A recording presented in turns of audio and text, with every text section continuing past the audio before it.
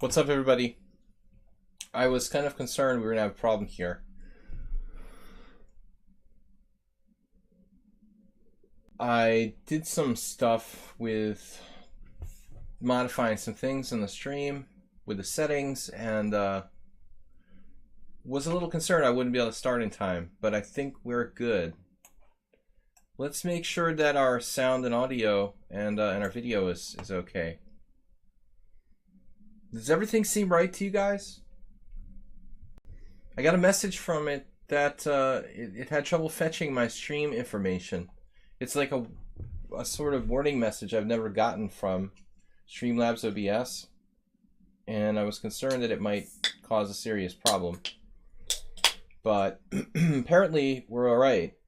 I wanted to get on a little bit earlier before the tournament really started. But if we're good, we're good. It seems pretty good. I've had kind of lag. Zen Chess is here. Morwa, good to see you guys. Chessist, Astrobate, Gallop winner. Gallop winner. So tonight is a 5+3 Blitz tournament. We're starting in just 2 minutes. Normally I start a little bit later, but we end up just kind of sitting around for 10 minutes. So I thought I'd get right to it. Since anybody can join any time, it really doesn't matter. You know, we don't need like 10 minutes of downtime just sitting here every week. Because of the format of the tournament being an arena, it really doesn't make sense to necessarily start the stream 10 minutes or 15 minutes before the stream starts, before the tournament starts. So I've got this kind of cough developing, so if I do cough during the stream, please forgive me. Ponda is recovered from his hangover. As you can see, had a little too much wine the other day. He played a chess tournament at the zoo, so he has got a medal for his results there. Learning. Anyway, guys, we are live here on lichess.org and on Twitch. Chess with Chris, what's up? Former streamer, he says. Alright, guys. So the stream works. I was really panicked because I got that weird message. I did change my stream key and some other settings, so if there's anything out of the ordinary, let me know. Zen Chess and Morwa both have taken hits on the rating front. Those guys should be higher, a little bit higher. But anyway, it's very respectable. 2050, 2016, Cosmoran, another 2000 player, Chess with Chris. So it's a pretty strong starting group. Tournament is starting right on time in 5 seconds. Cheers, everybody.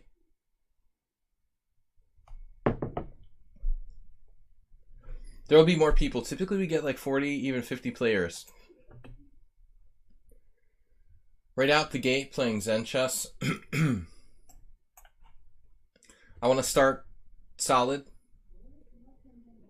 I did play a Blitz game hours ago against a much lower rated opponent. So hold on a second.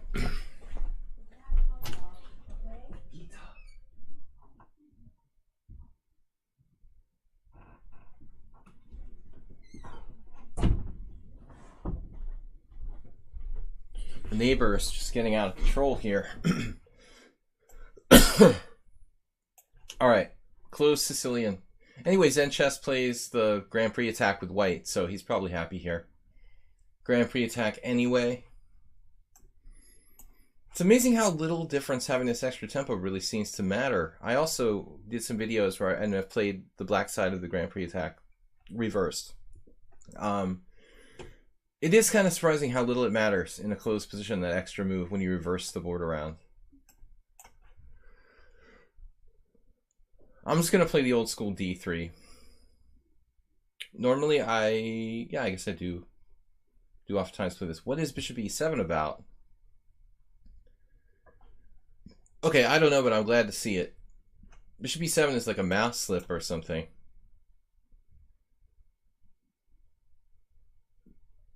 So the best is like Bishop B4, Bishop C5. Zen Chess is trying something different. Like a Larson thing. Why does Ponda have a medal? And he won a zoo tournament. But I think it was a drinking tournament.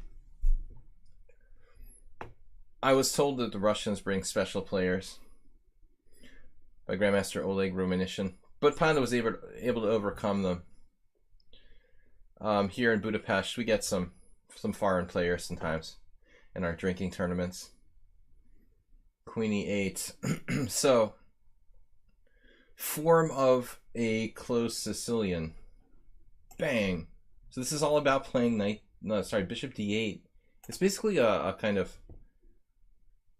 Simon Williams Dutch.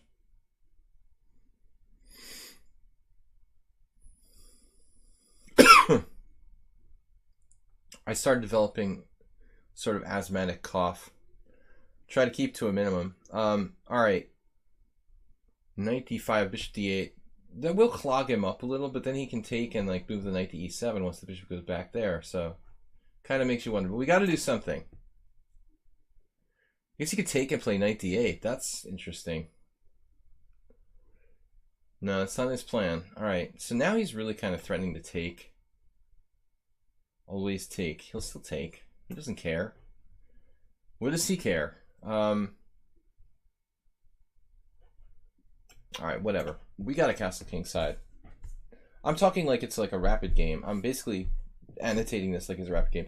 I gotta play faster. I'm used to playing like maybe as long as 7+3 games, so we gotta kind of make the commentary annotations a little more concise with this time control. And just generally use less time. Morwa, how did you win so fast? The Zoo Chess Champion. What's up, JCS? Good to see you, sir. Alright, quick development. The Sea Isle. Sea Isle City. Some good restaurants down there. It's been a while since I hit the Jersey Shore. The last time I was in Atlantic City was going back to like 2009 or something. 2008. Jersey Shore, baby. Not the TV show, I mean the real thing. Alright. Knight b8, not what I expected. Play thematically.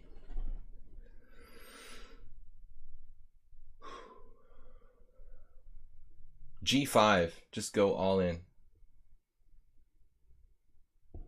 I'm living in Budapest, Hungary, guys. I don't know why I'm talking about the Jersey Shore. Childhood memories. I've been here in Budapest for 15 years. Going on my 15th year. 14 years. Working on 15. Okay, this resurgence of the knight.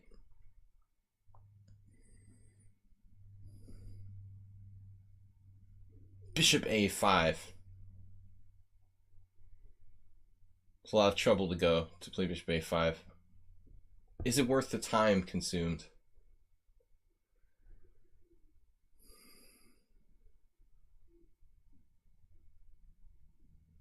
Man, my time, speaking of time, we got to be a little more intuitive here.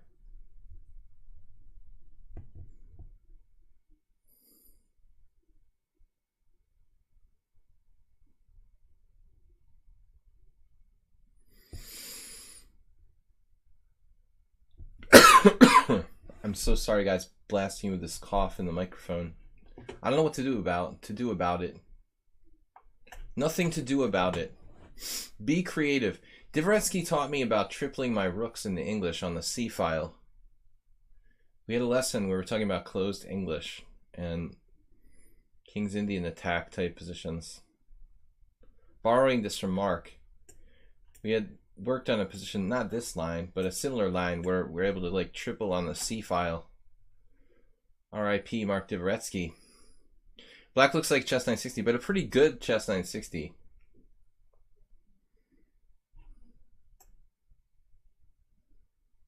Alright, so this is all about knight b6 and whatnot. Maybe now I play bishop a5. Totally fake news. Man. This is a problem. I don't want to give up my bishop, really. I'm afraid I might have to.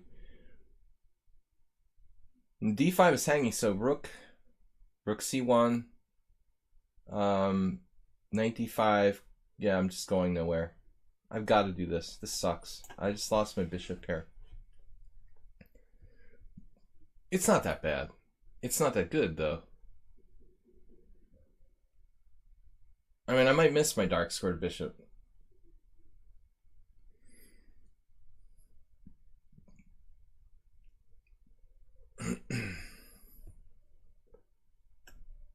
It's pathetic. A3. Great.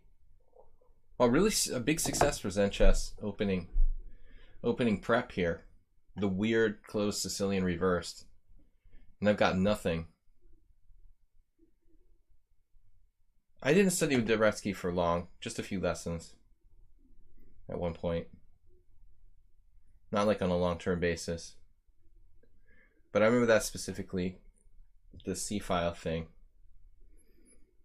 I'm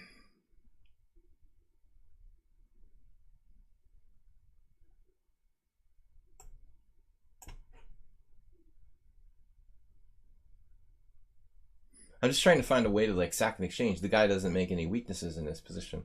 This is so rock solid for black. He has a good. He has a bad bishop. The opposite of good. If that's a bad bishop, man, that's a really good bad bishop. Freudian slip and all.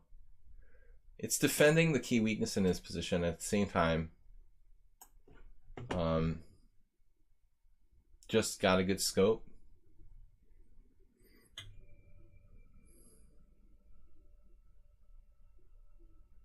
Putting pressure on the only weak point in his game. Trying to.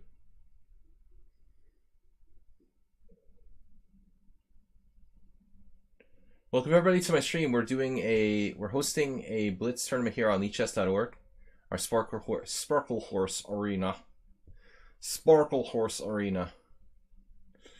We've already got plenty of players. I also sent an email. I don't normally do this, but I mean, I wanted to get more players, so I sent an email to our subscribers. I hope they don't mind.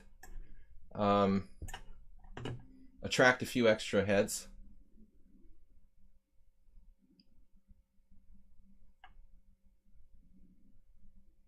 Nothing but net. All right. Bishop h3.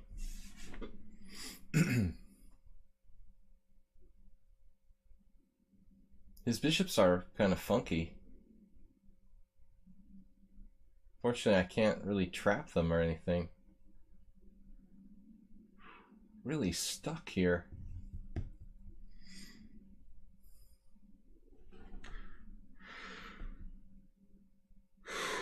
I still don't have a clue. I don't have a clue what to do. Man, oh man. Plan, oh plan. Where is my plan? I'm like paralyzed. Damn. Like literally paralyzed. I don't know what to do.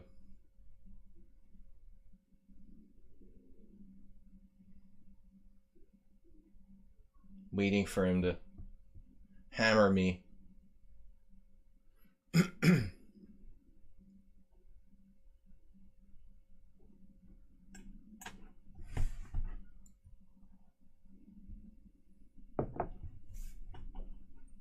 Whoa.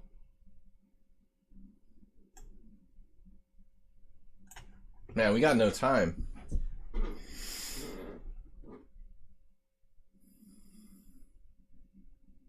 Zen chess is underrated, I think.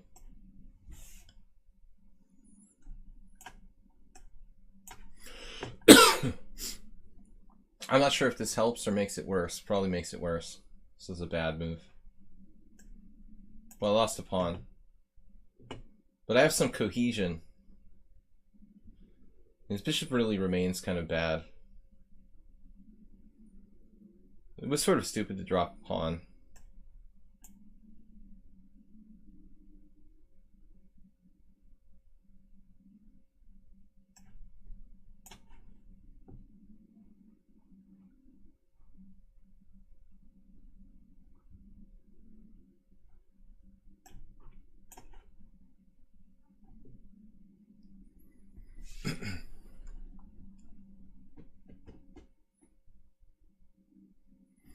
Despite being not a pawn, it's actually a little easier for white now.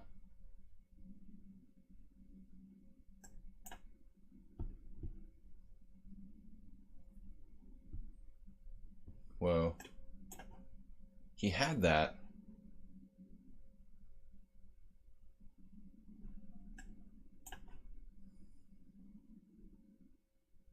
Look at this guy.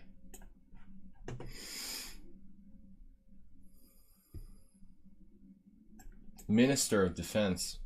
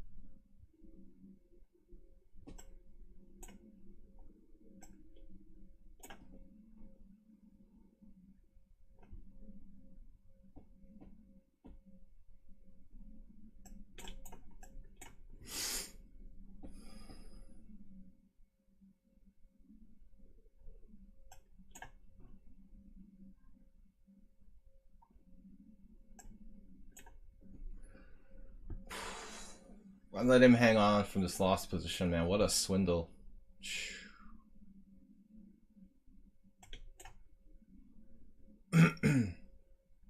No, that is tragic. Oh my god, I could have won on a bishop. Could have won a bishop with 14 seconds left. I don't play enough blitz. Can't believe it. Free bishop. Stream Express, sorry about Moobot there.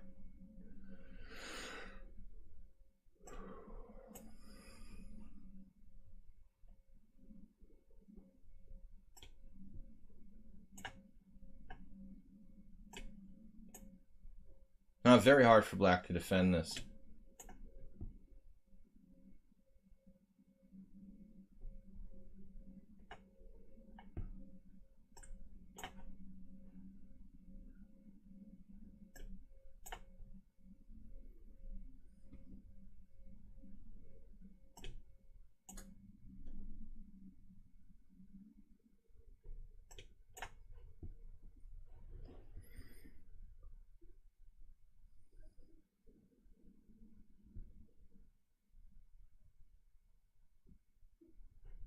I didn't realize I could take the pawn. You like tricked me. Alright. you win a pawn back. Bishop takes d4.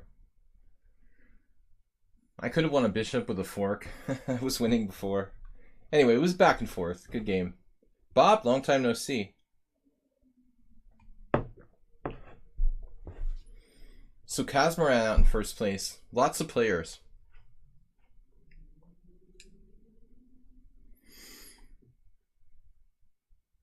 Jim, what's up? Welcome everybody. We've got to get started here. Kazmaran. It reminds me of catamaran. A kind of sailboat.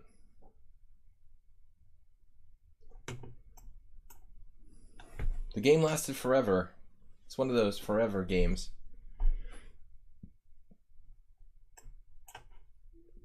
Yeah, c3 on the third move is pretty annoying.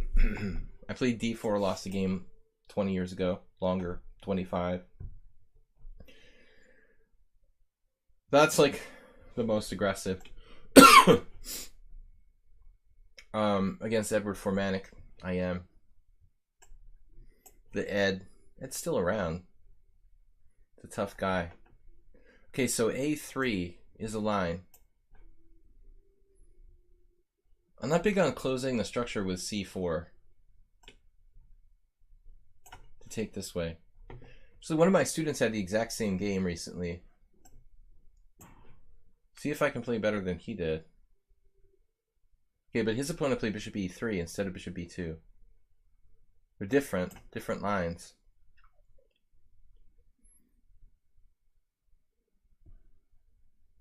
What would Dragan Kosic do?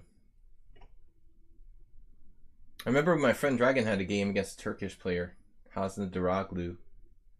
And Dragan did like knight A5, knight C4 somehow. I'm not sure how that works here. Oh yeah, you're working, Bob. I forgot. That's why you're not here. You told us that. We get for paying attention. So knight A5, like, what does that even do? It's definitely not convincing.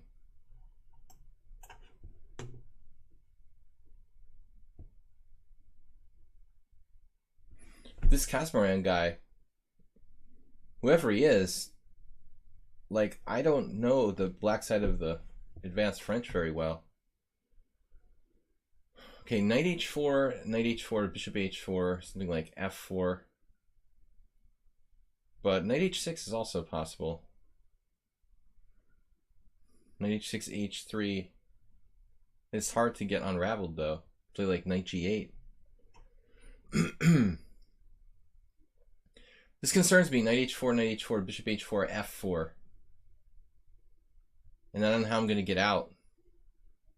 Well, maybe I can just back up, but not a very pleasant position to be in.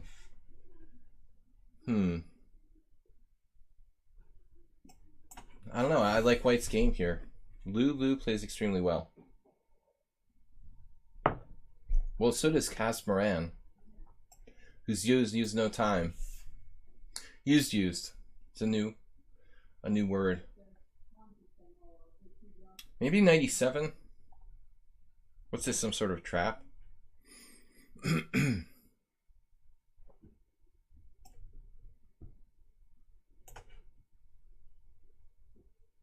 I'm passive, and this is what you get for not knowing what you're doing.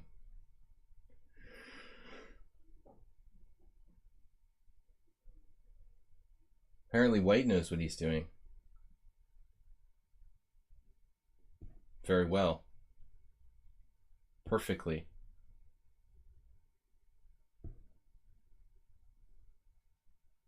I've apparently beaten this player before. He's also in first place while wasting me using no time.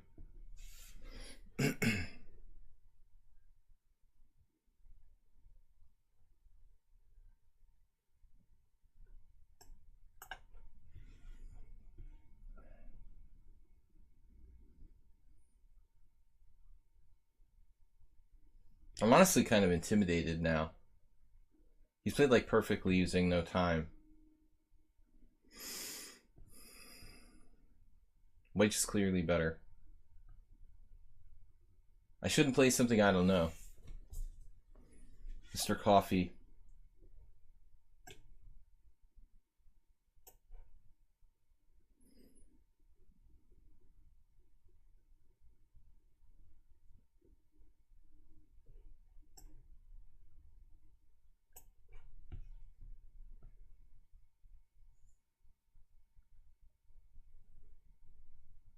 Planda is the medal winner. Drinking contest. Zoo International Drinking Contest.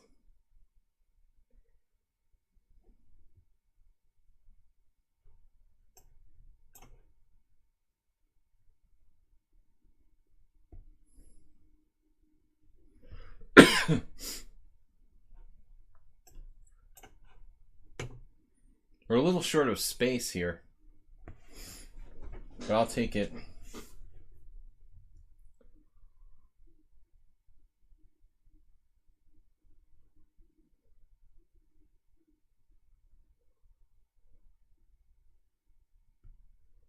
I didn't even consider rook takes. I don't know anything about these games. They were not recent. He did take with a rook. It's not a really it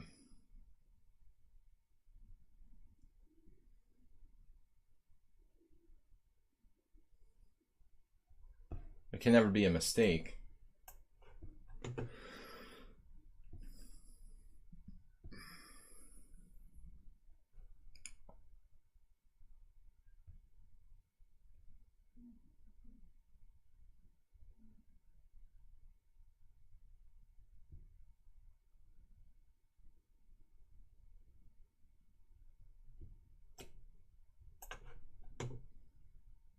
Maybe queen a5 is better. But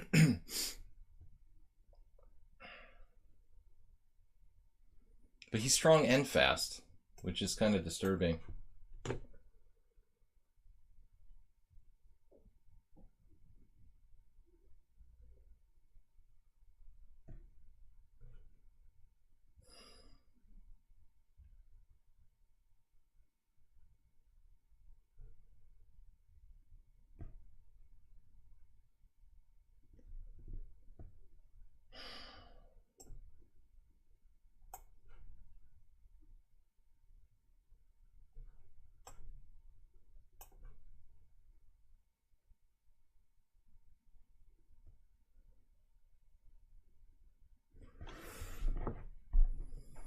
White's too strong, man.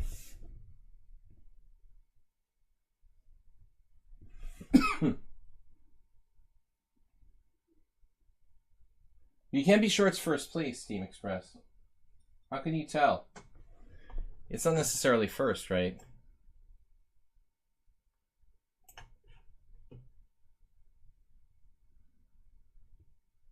Man, I'm just totally paralyzed.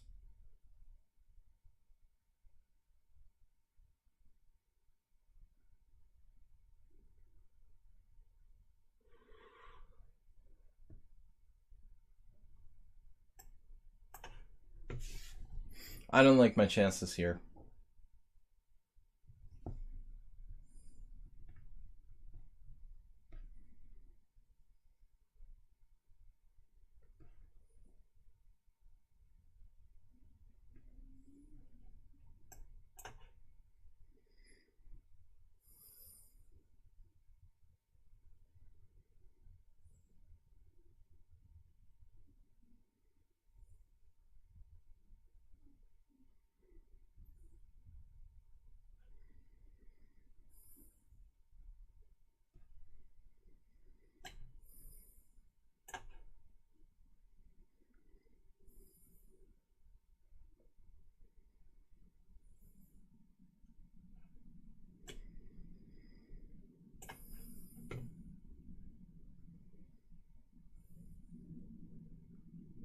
I mean, how strong is this guy?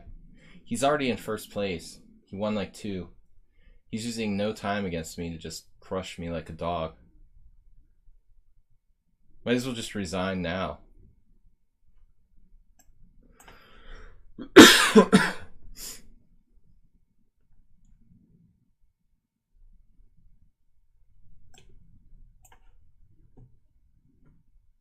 think I'm still alive. Maybe White's even a little overextended now. Wow. That was lucky.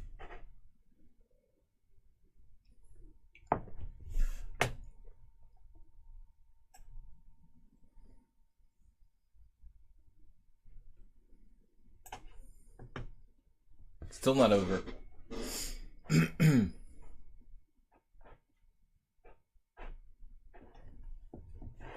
It's a little late for Michael Vick references. That's recent. All right.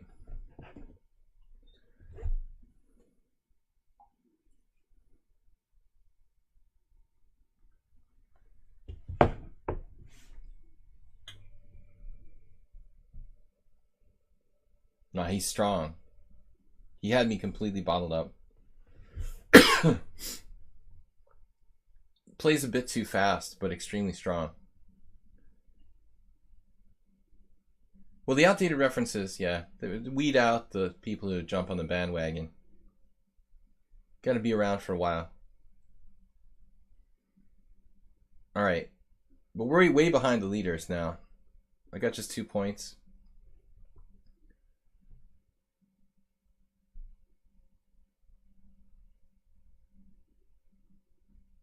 We'll go into a rook endgame, a pawn up.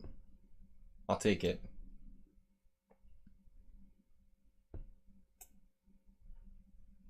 It's all been checked in triplicate. It's all good. Or maybe not.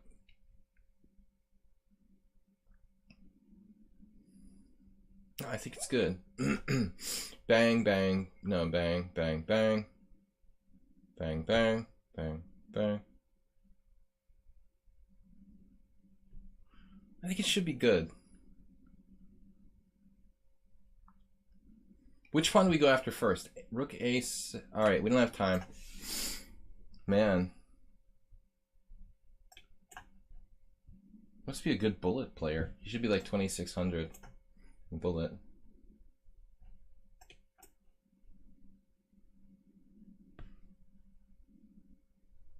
I guess I got too much lag to see what his bullet rating is. Okay.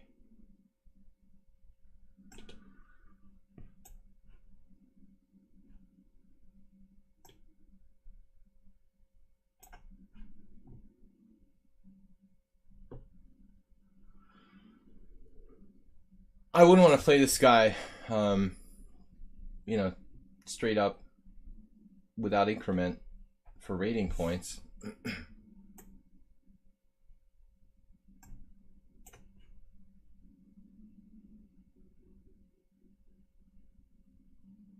A little like a simul game I had. Is that another free pawn?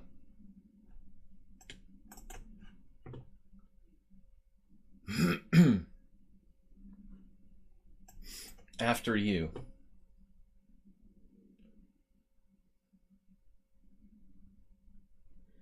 You first.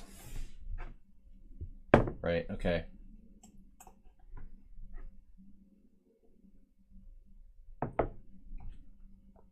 Slowly.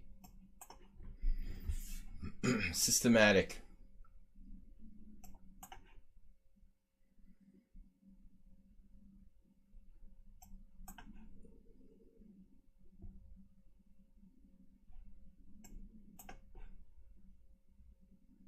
This is an arena. The Casparian Devil.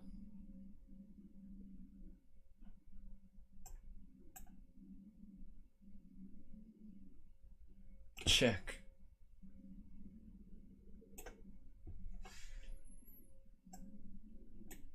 I got all I need.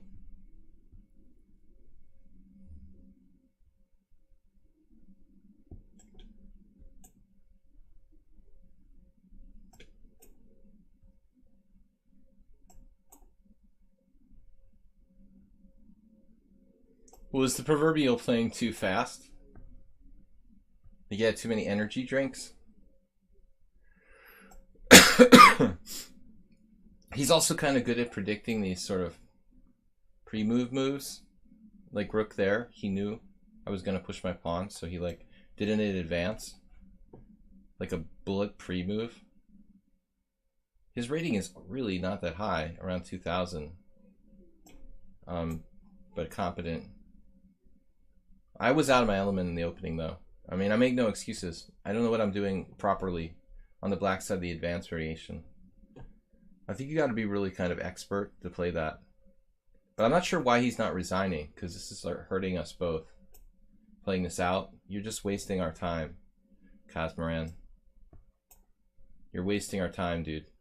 We could be getting more points in the tournament. This achieves nothing for you to play this out. You're actually hurting yourself. All right, back to the tournament.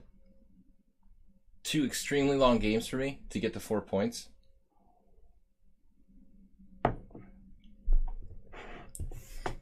What's up, Passpawn 99? Shatranchi. Alex CL, long time no see.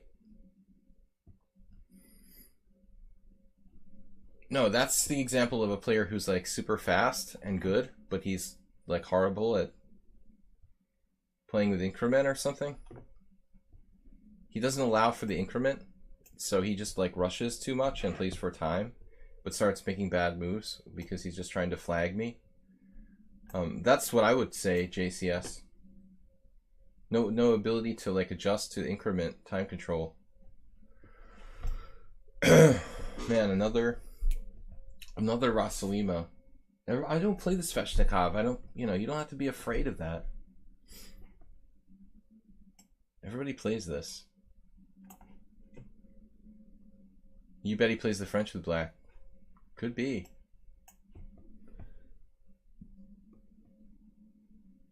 Like he's playing Bullet. But he's probably played that opening system a million times, so that's why he knows it so well. I don't almost ever play e6 anymore on move 2. And then it's like, okay, I'm prepared for the open Sicilian, but I'm not prepared for c3, which he played, of course. And I never really liked it.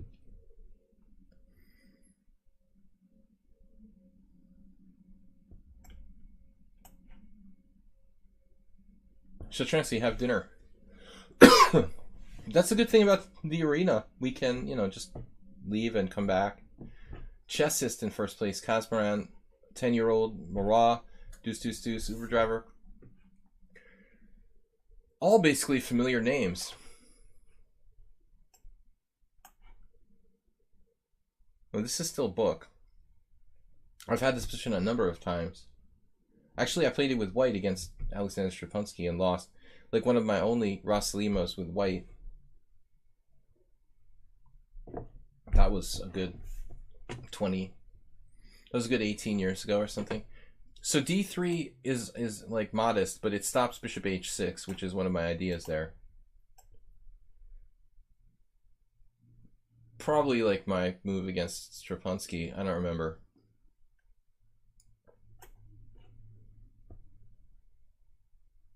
Dude, I mean, there's a lot of people with sketchy ratings.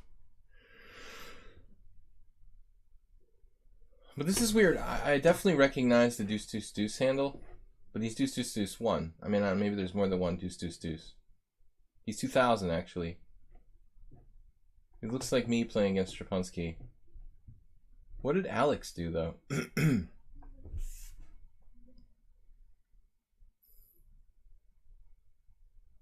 Well, obviously I could play Queen B6. I feel like I had this against someone else already. Like, they're prepared for this. They being those people who play this stuff.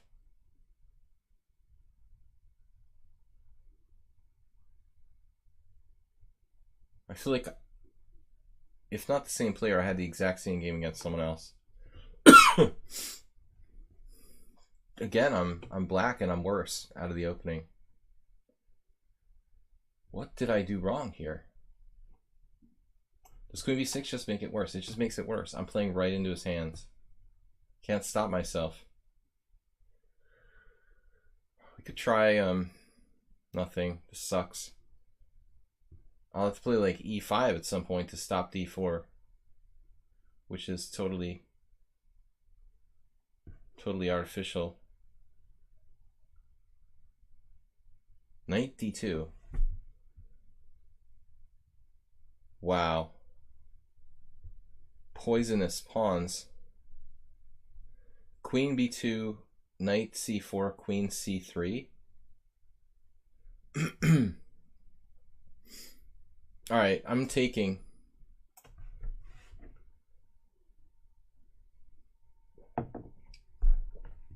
I think he had just simply, queen d2, followed by knight a3 and d4. How does that work, though? Maybe not that easy. I don't know.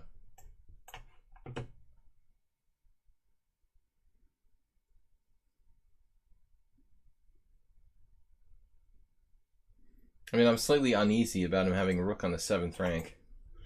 I guess I can challenge it with rook b8. Kind of a funny move. Funny haha.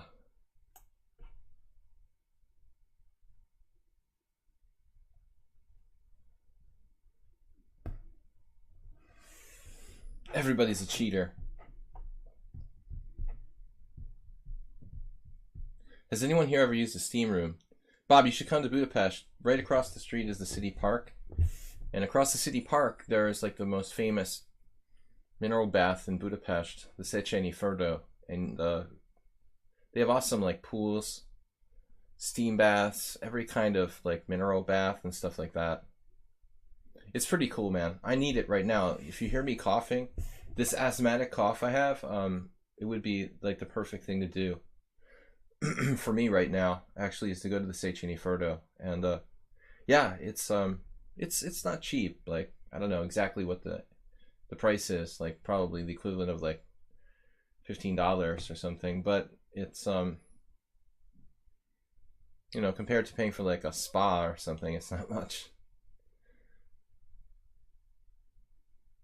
Yeah, mineral baths, you know, go back to the ancient times here. Turkish mineral baths.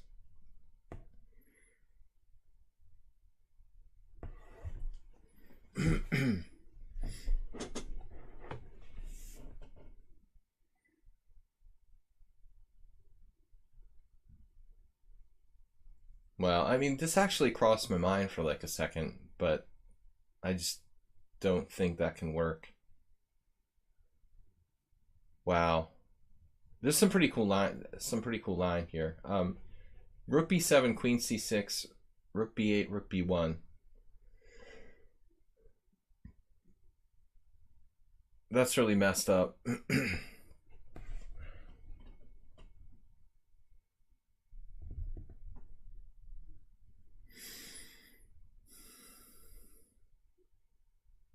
Only like a purely tactical minded player could come up with this move.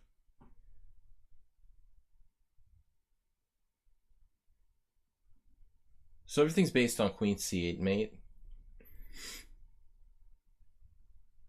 Take rook b8, rook b1.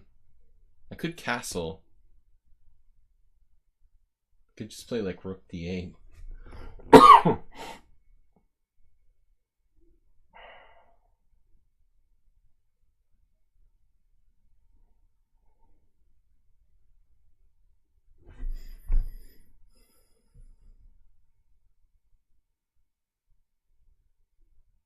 All right, I'm running out of time.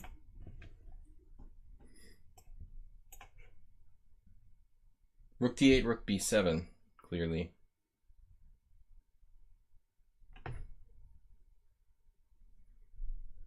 But I mean, I can castle whenever I want. He's got like 2 pieces for rook and pawn in the end of the line.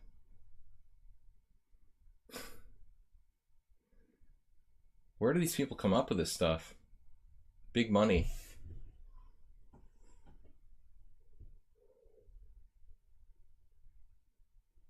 Rook b1, not a good move, Asterbait.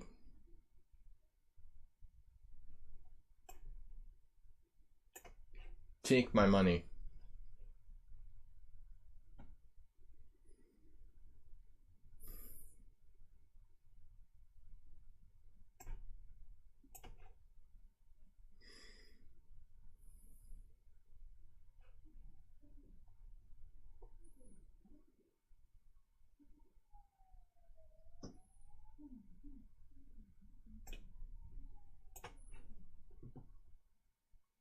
I'm not sure this is even good.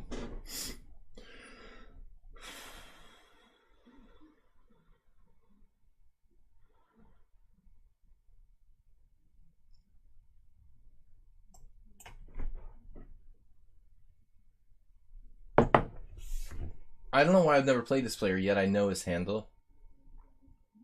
And he's only got 78 games. That's like another account with the same name. It has to be. He had to create a second account. Why? He's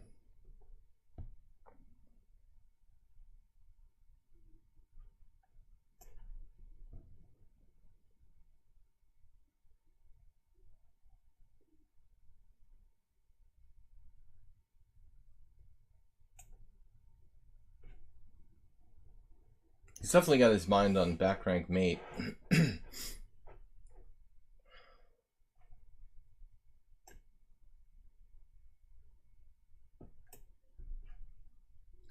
His money on his mind, and his mind on his money. Big money. Oh my god, where did that come from? Are you kidding me?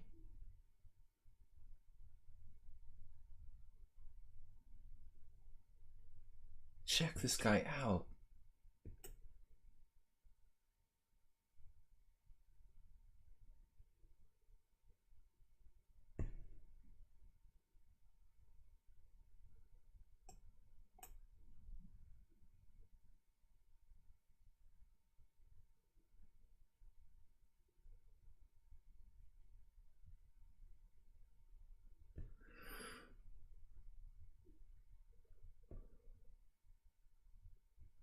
You're gonna regret you did that.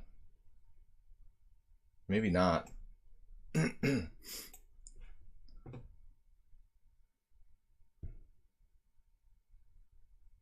That's gotta be a mistake.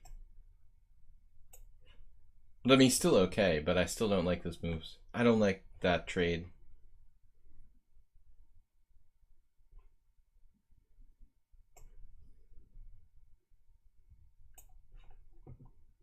Similar to the last game.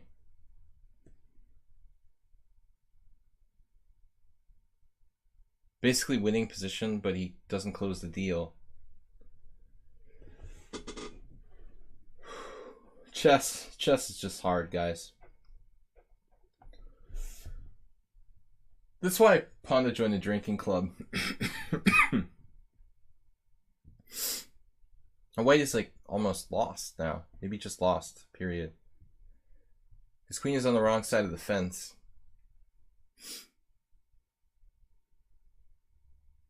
Gotten away with king d8 instead of castles. I didn't even think about it. Oh my god, king d8. That's an awesome idea.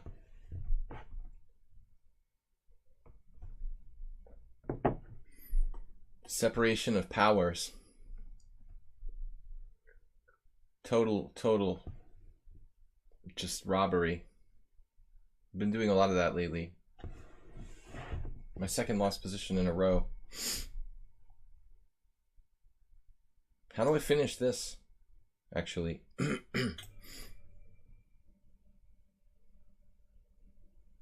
Pick a square? Yeah. Okay, this is probably pretty bad for him.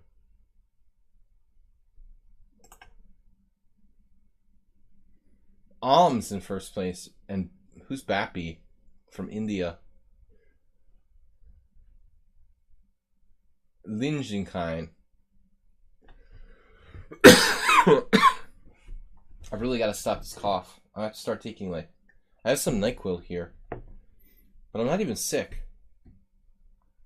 I have an allergy to guinea pigs, causing a asthmatic condition. All right, guys, that was fun. 3 extremely long games, 15 minutes apiece. And we've only played 3 games in 45 minutes of Blitz chess. It's almost rapid. One of these days I should do a 3+2. But I mean, I can't really talk about the game in that case.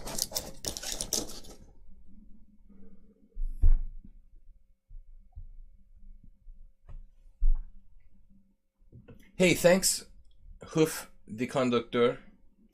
He did the research and he found that I did play the normal Deuce Deuce Deuce a year ago. What was the result? Did I win?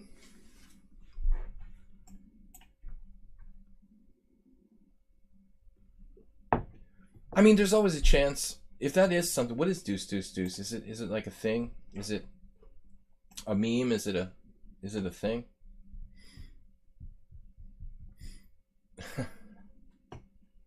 Yes, Bob.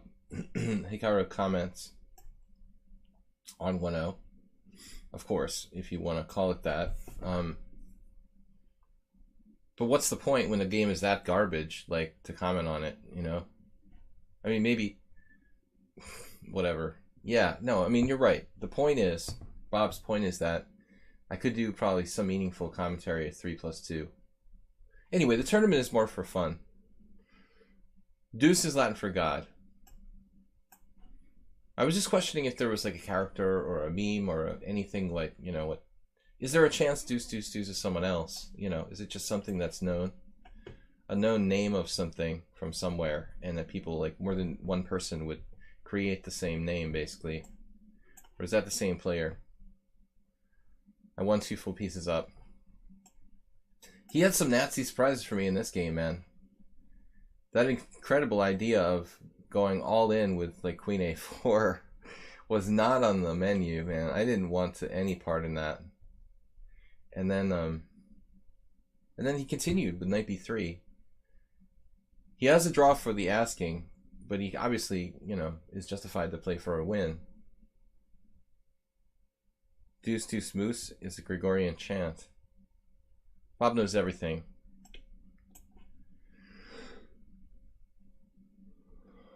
Laura Ross, who was a woman player some 15 years ago, who was around 2100. I had a game with her. She was a student of Joel Benjamin's. This exact position. I think it was at like some tournament in Connecticut. Bishop H5, I won the game. Knight F5, it's like some kind of Ivanchuk position. But I remember the game was like complicated, and I'm not convinced about White's advantage necessarily. I'm basically playing a game, I'm trying to remember a game I played 20 years ago. 20 years ago? It was close though. Probably like 17 or 18 years ago. This position.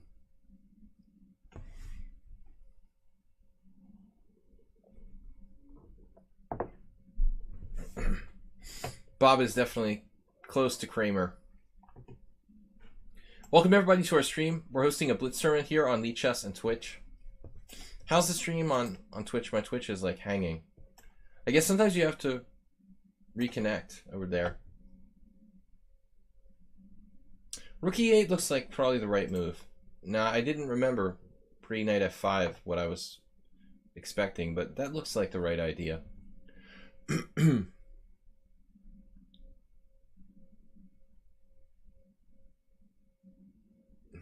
I have no clue what happened in my game versus Laura Ross. But actually, why can't I play G4 here and just go for the pawn?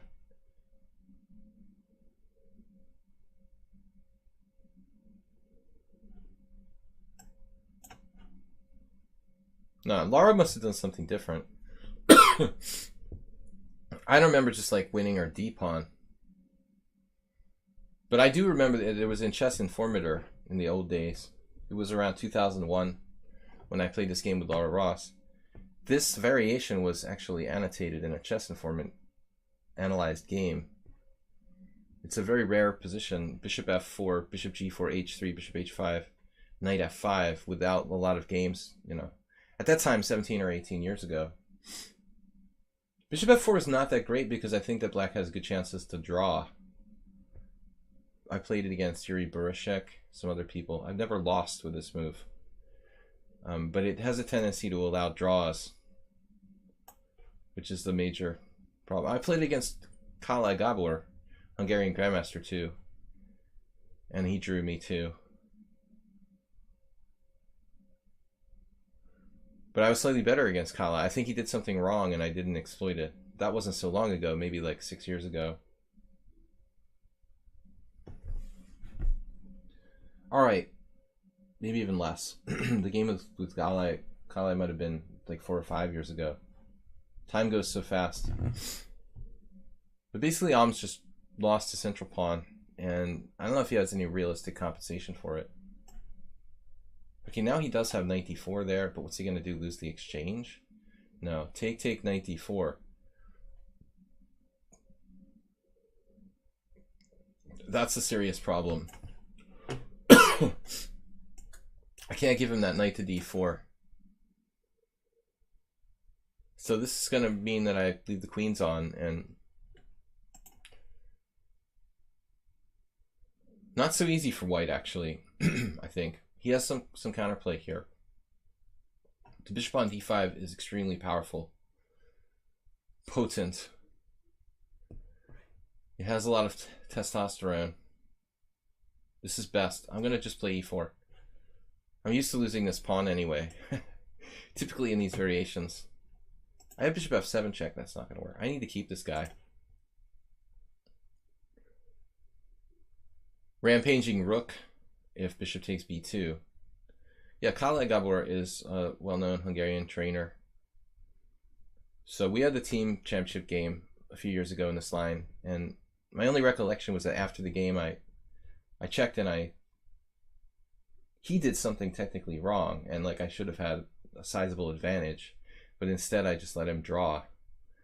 Kind of not like misremembering the variation. A lot of people think that chess masters have this great memory. It's not necessarily the case all the time.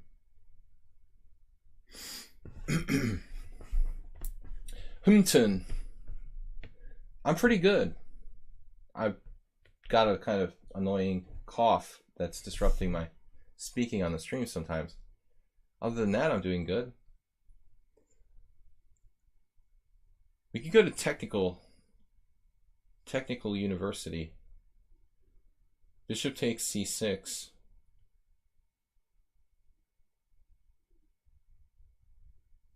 I kind of like that. I trade everything. Oh man, trade everything and play f3. Such a like surgical way to play this position. Hartweiss and Noodle just donated 1,000 bits. Not the first time.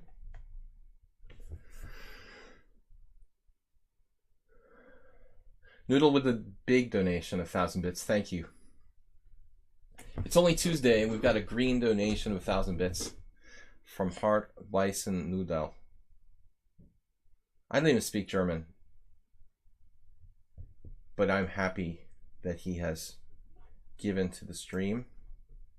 So I'm just going to trade everything, and then play f3. And this kind of kills his rook, but it also allows me to play rook f2, which is the key thing. I mean, he gets on the 7th rank. I'm in a world of hurt, normally. If I had to play something like rook b1, I'd have a very passive game. But rook f2 is going to change everything. Though he still has some counterplay here, actually. I'm not convinced this is winning for white.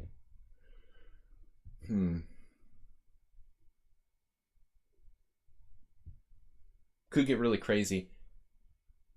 So he had g6 there. Takes rook g5 check, king f2. Maybe some counterplay for black. Objectively now, reminds me of a Bobby Fischer game I just saw. Actually, Fischer lost in 1964 game. He allowed his opponent to take the 7th in a different kind of endgame, but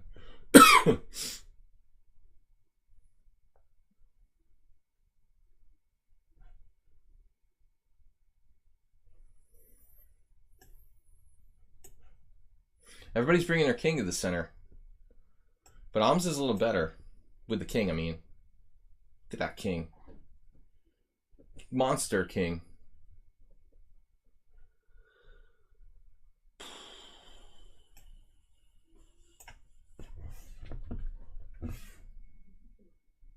But the king might not be enough to save him.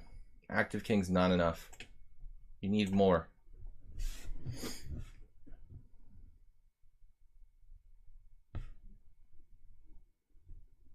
I made that up. What did I make up? Maybe his active king is enough to save him here.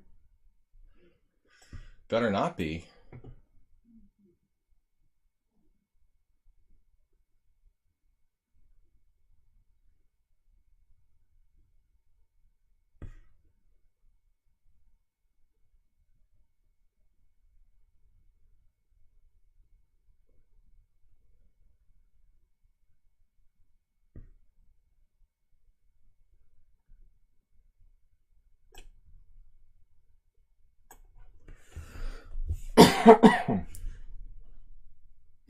Wow, I just completely didn't see my pawn was hanging.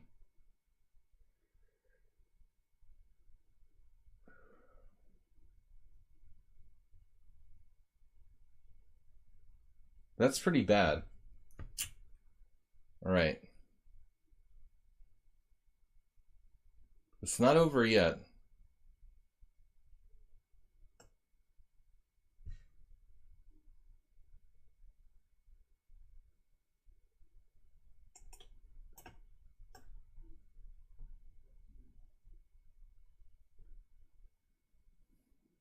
Man, this sucks. Can't believe I blew it. I just hung that pawn straight up.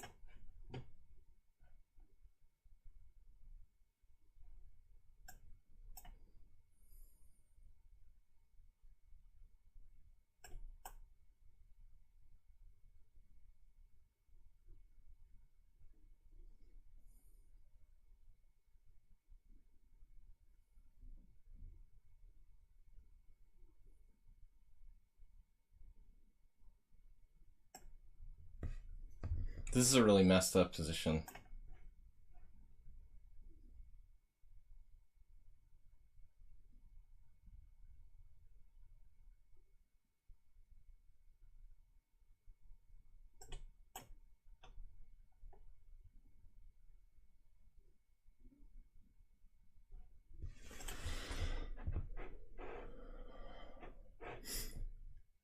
So Steam Express tells a story about how Fischer might have had secret games with the chess player in the 90s. Well, I mean, you know, it's all arbitrary. Nigel Short claimed to play Fischer online. And, you know, he, I guess, probably published some of the games. I don't know. But I was around when that happened. And, you know, Short, I don't know if Short ever actually met Fischer in real life, but a lot of people have, of course. I tell the story a lot about when I was in Hungary in 1998. I was at my friend Gerardo's house, and he was a close friend of Bobby's, and Bobby called him because he was living in Budapest. I wasn't living here. I was staying here for a few months at the time. And that's the closest I ever came. But I have a lot of friends who met Fischer, you know, while I was here in Budapest. So he lived here for quite some time, a few years. Kirpichenko. Dropping pawns like bombs.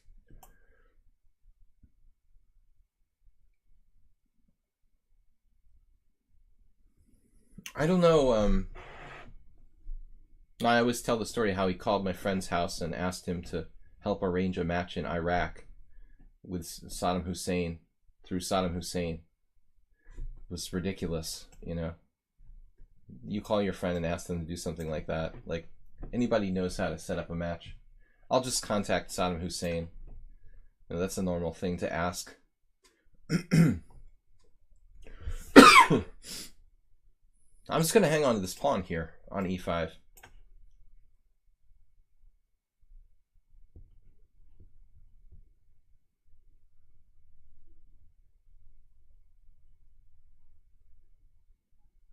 Should I play f4?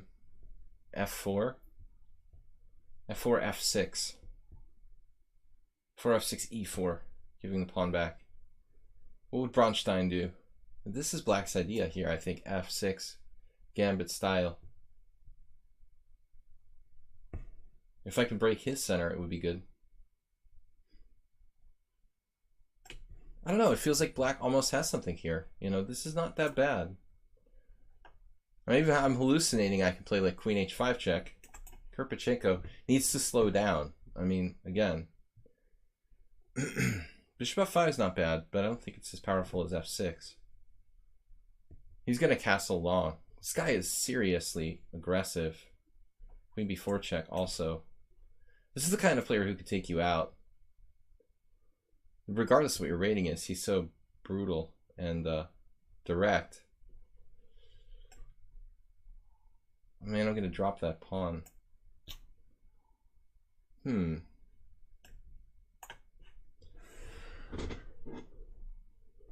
Alright, that cuts out the queen before check, but it blocks my c-pawn. Anyway, I'm never gonna play c4, it looks like. This is the first really bad move Karpachenko played. Bishop h3. Maybe. He just doesn't think. I mean, dude, you had a pretty good, interesting kind of chance there in that game, but now it's just like bad for black.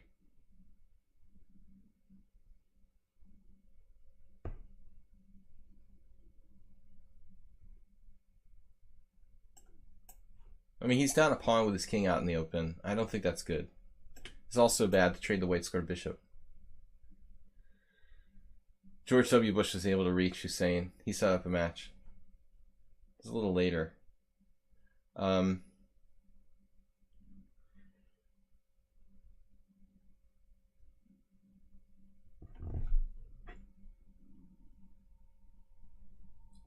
that's weird.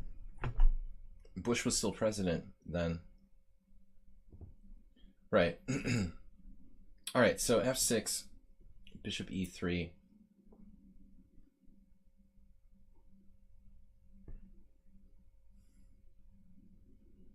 I like how Karpachenko hasn't used any time, dude.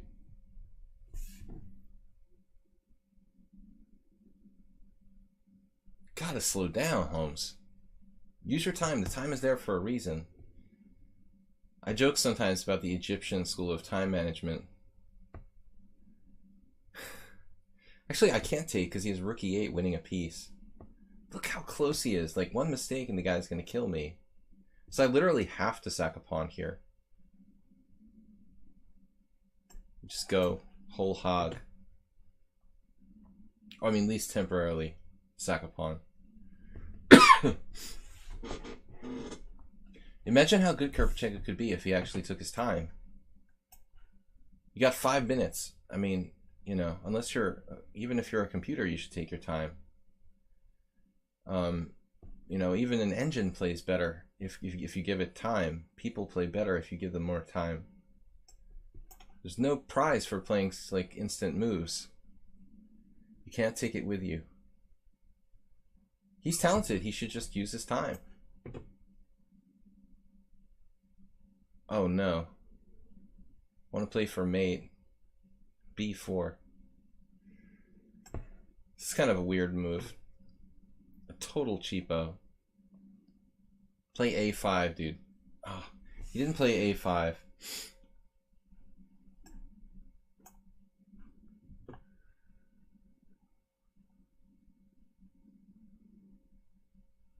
A5 would have been cool.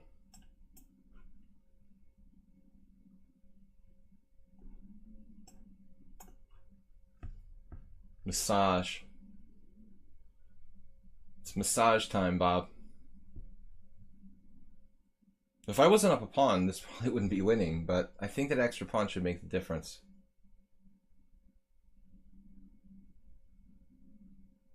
Playing bullet in a tournament is a valid strategy. I'm already thinking about the king and pawn in game. I'm just walking my king up to A6.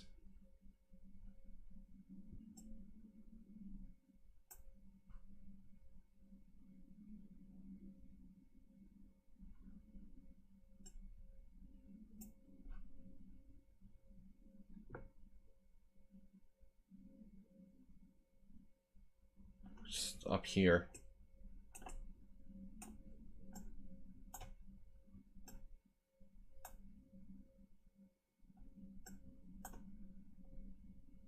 Well, this is obviously, you know. All right. Karpachenko is talented, but he needs to use his time. That's the conclusion that we've come to. Too fast. Nobody's that good. They don't need to use any time.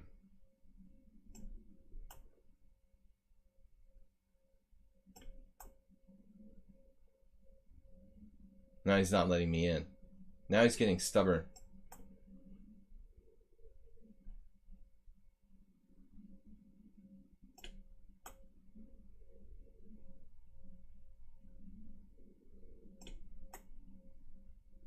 can't pre-move because I don't know where he's gonna go. All right. Bappy. Have we played Bappy before? Is this some guy who's won this tournament before? No, my score is 3-0 apparently. He's just lucky that he won all his games at 1684. Actually, none of the big guns with the high ratings are still at the top. Uber Driver's underrated. Alms is close. Kazmaran. He lost some games. He played great against me.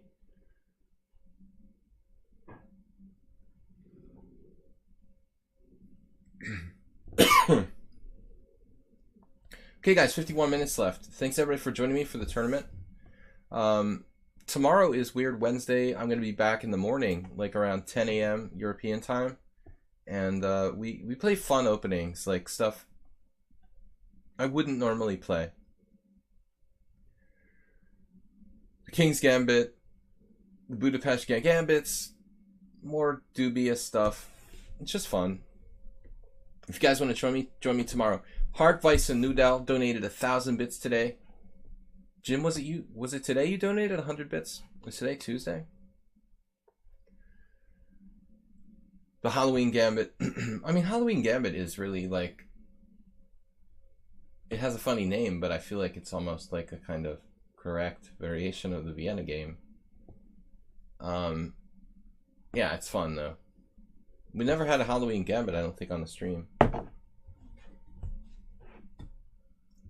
I don't play many Vienna games. That's something that Andrew Soltis was talking about in his book, Confessions of a Chess Grandmaster. He said he basically like never played the Lopez like everyone else. And that's an interesting philosophy. Because if you play Knight C3 in E45 games, I think that people aren't as well prepared for black, you know, to play against Knight to C3.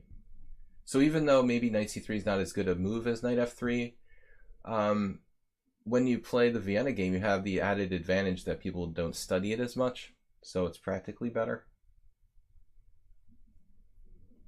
Still nothing wrong with Vienna game. Halloween Gambit is just a variation within that. But it's more fun for black, like sacrificing that rook on A8.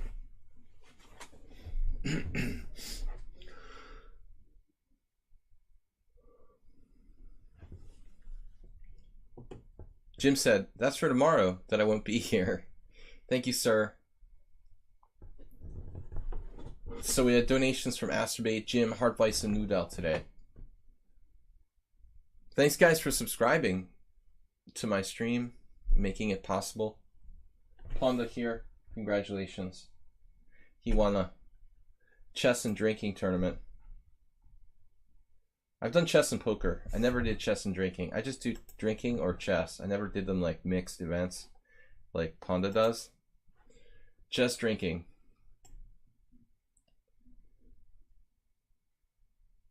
I always tell this story over and over again. I was playing in a tournament in Spain, and I was playing badly and I was drinking too much. And I had a bad result after halfway through the tournament, and I went to the bar, of course, at the hotel where the tournament was, and I was ordering a drink. And Grandmaster Oleg Romanishin, who's still alive, he's an amazing player and a legend, but a really fantastic chess genius. He was standing there, and I said, yeah, it would be better if this was a drinking tournament. And he said, no. And Oleg is Ukrainian.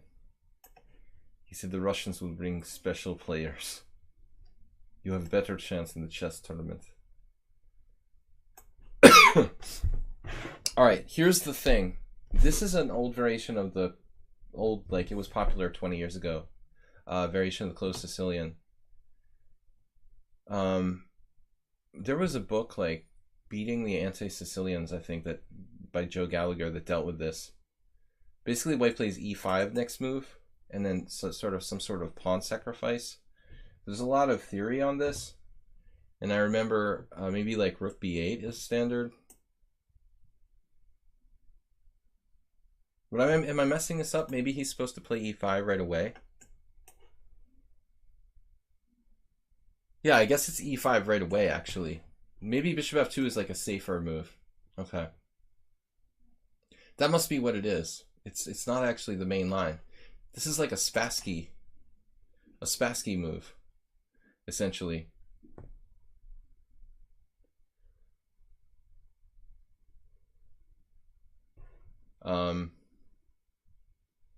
Special players. I mean, the tradition of drinking vodka in Russia and playing chess. I mean, there must be some multi-talented multitaskers in the Soviet and modern Russia, Soviet Empire, as well as modern Russia. All right, bishop f2. No, I guess Oleg. We can trust Oleg on his. He was right. It's pretty insulting, though. You know, my drinking skills are so poor. I'd be better off playing chess. Bishop f2.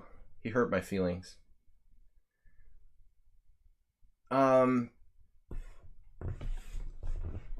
know what to do. It's such a solid position. Bappy, did you have a different account here before? There was another player from India who played this sort of system a long time ago on my stream.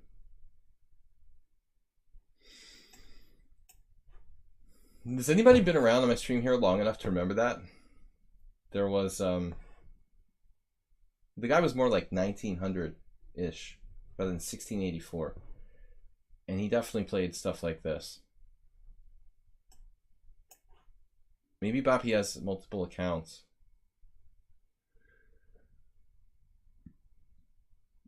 Bappy, did you... Tushar Kamni, not Tushar. No, this was a player who was more like kind of steady and very solid and correct. Tushar was like a newcomer, a relative newcomer to chess. He was never as classically trained. No, it wasn't Tushar. It was a different guy. They had about the same braiding, but it was a totally different style. Very, very solid. We definitely had some games along these lines. This is like bore you to death variation.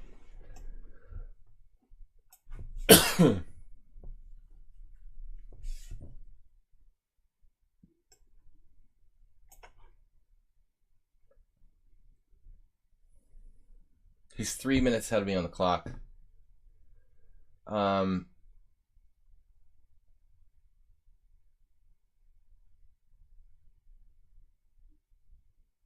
mean, White could overextend himself.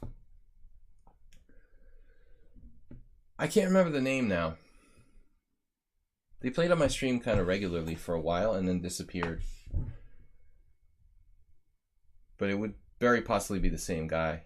Not that many people play the kind of boring closed Sicilian a certain way, you know. You kind of get used to the footprint, the genetic footprint of chess players. Man, that's a very outside the box kind of recapture there.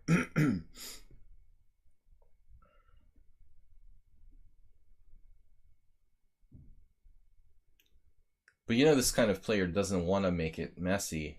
They want it nice and clean. You don't want to go bishop d4 to get e5.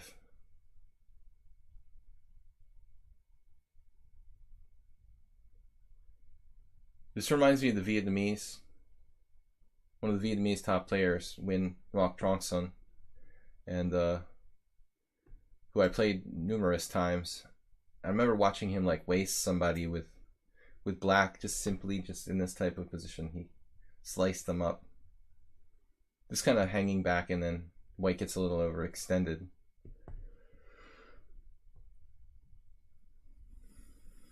But obviously this is like a draw. I mean, objectively. Objective draw. I'm behind on time. You know, whatever. The guy's in first place. He's like unbeatable. Very solid. Clearly not 1600. I'm just going to offer a draw. Go on to the next game.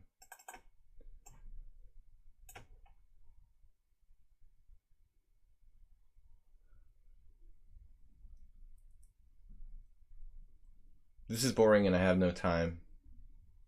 Okay, I spent most of the game like telling stories and stuff. but objectively, White's kind of playing for a draw in this way, you know. Okay, I don't think he's justified in playing for a win here. White has nothing. Literally, like, you have no advantage here. Your space doesn't really mean anything with very few pieces left on the board. All right, so just for practical reasons, I'm going to take the draw there. I'm still only 1 point behind him. Okay, 41 minutes left. Can't weave too much magic in that boring opening. You're an IM, you have to crush him. I mean, dude, when people play like that, this guy hasn't... Oh, he did lose a game. I didn't realize he lost to Master Basketball. Maybe I would have handled it differently if I had realized he had lost. I thought he was like unbeatable or something. My bad. But I just don't really like playing those people who are underrated. But I don't like the position. I mean, there's multiple reasons. I used all my time. It's the most boring position in the world, and it's objectively equal. So I should have thought about beating him like 4 minutes ago when I chose to go into kind of standard position. It's a little too late to try to like weave some sort of magic in that symmetrically drawn position with less time. Extra size. Unicorn 99. So who's in first? Bappy, myself, Deuce, Chess with Chris, Big Money, Uber Driver, Haberbomb. Haberbomb recovered from that bad beat I dealt him yesterday. Chessist, Casmaran, 38 players. Let's try to get up to 40. It's a little late, but try to get up to 40. Heart Bison Noodle, Jim, Asterbait, thanks guys for donating to support the stream. You guys can also add a streaming donation if you click on the Panda GIF down on the Twitch page, or just simply, speaking of underrated players, Stook's rating. I mean, you should get it down to 900, Stook. Then people will get even more angry when they lose to you. Streaming donation with the Panda GIF, or just send a donation via PayPal to help keep my stream going. Because this is a labor of love, you know. Everybody plays Knight C6. King's Bishop said I'll join. Only 40 minutes left in the tournament, but it's still fun. This is a weird opening, okay? Transposing to the Nimzovich. I had a game yesterday on the Monday Blitz stream where I played this awful variation. This wasn't the exact move order, though. It would have been Knight F6, Knight C3, E6.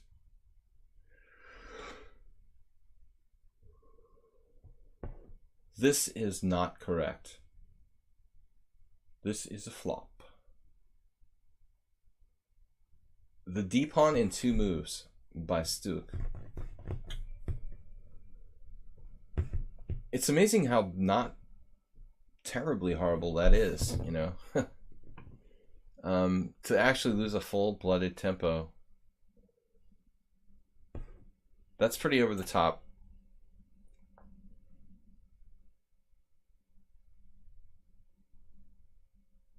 But I think I have D5. I guess I'll have D5. I'll take with the pawn. I'm not trading queens. Ain't no way I'm trading queens here. This black player is behind in development. And I was working with one of my students who's a pretty much relative beginner. And he had, like, for the first time one of his opponents played the Scandinavian. And all due respect to Mr. John Bartholomew and others who play, like, the Scandinavian. I mean, I played it myself, but I never had any illusions that it's a good move. I've always been like fully aware of the fact that e4 d5 is not inherently correct. But I played like knight f6 on move 2. But objectively, like, this is now a Scandinavian of sorts. How can it be right for black to open the game when he's like the second player to move? I mean, opening the game when you're behind in development doesn't make a lot of sense, you know? The best, though, is the modern trend to play like e4, d5, ed, queen d5, knight c3, queen d8, and try to write books about that and say it's a valid opening. I mean, it's just garbage, you know? Like, why would you want to open the position then put your queen back on its original square? Because that's the safest place you can put it. Then don't play the Scandinavian in the first place, you know? Play the Caro-Kann or something better. That's my 2 cents anyway. So I just realized I have d5 and bishop takes f3, dc6. That doesn't work. Well, I'll just take with the queen. You can take with the pawn too. It's all good. Preach it. No, I mean, I was thinking about this yesterday, you know, and I've been in the past I've been like really laissez-faire about it, but the more I think about it, you know, teaching beginners and then seeing people make YouTube videos about, and I've made some myself, but I don't mind as long as you teach people, okay, you know, this is not really correct, but I'm going to do it anyway. But to pretend it's like a good opening, you know, let's not do that. I just think that, but I mean, queen d8 in the Scandinavian, to move your queen back to its original square, that's to write a book about that. People write books about that.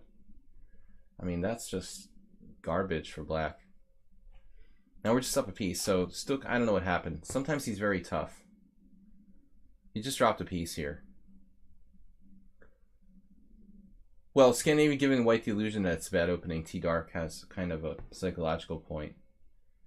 That's true of many, many openings where it's more important that you're just comfortable.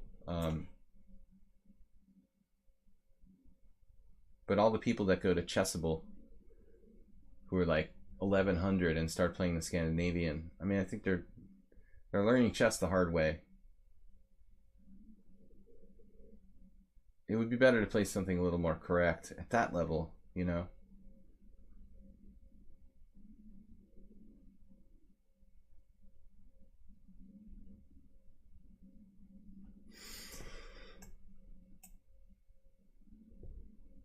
It's like the other game where I played b4 and tried to cheapo my opponent. It's king hunt. Funny king hunt. Can I sack a few things? I'm feeling kind of crazy.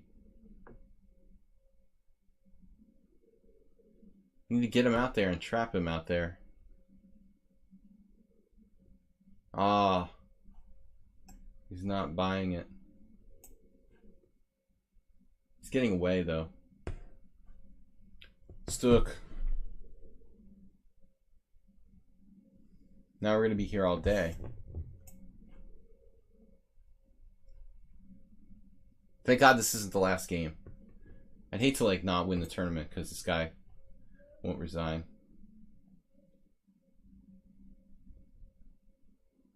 I think the Scandinavian is an opening you could start to play when you're like maybe 1700, 1800. Then it's okay. But before that, you really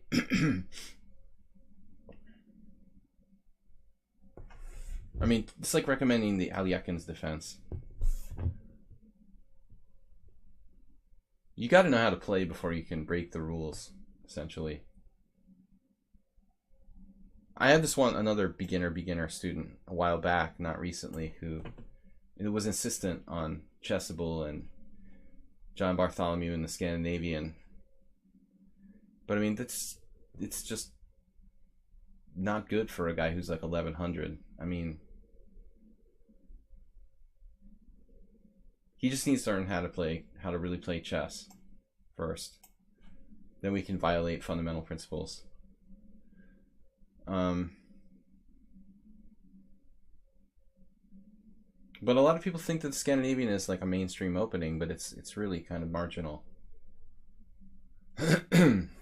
Sometimes you do have to wait a while. There's only 38 players in the tournament.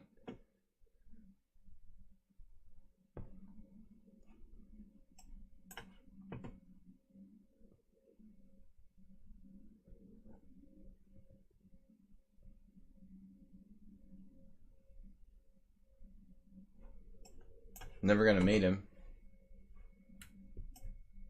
It's gonna take a while to process this. Trash compactor.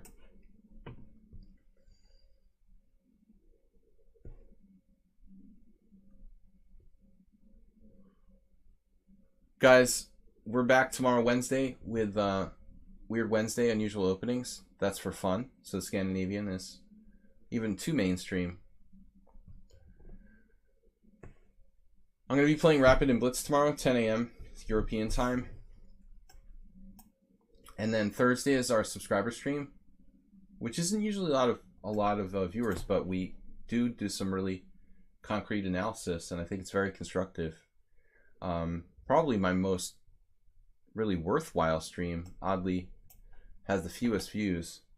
And then Friday is Blitz. Saturday I have the day off, and Sunday we do a simul, which is my most popular stream.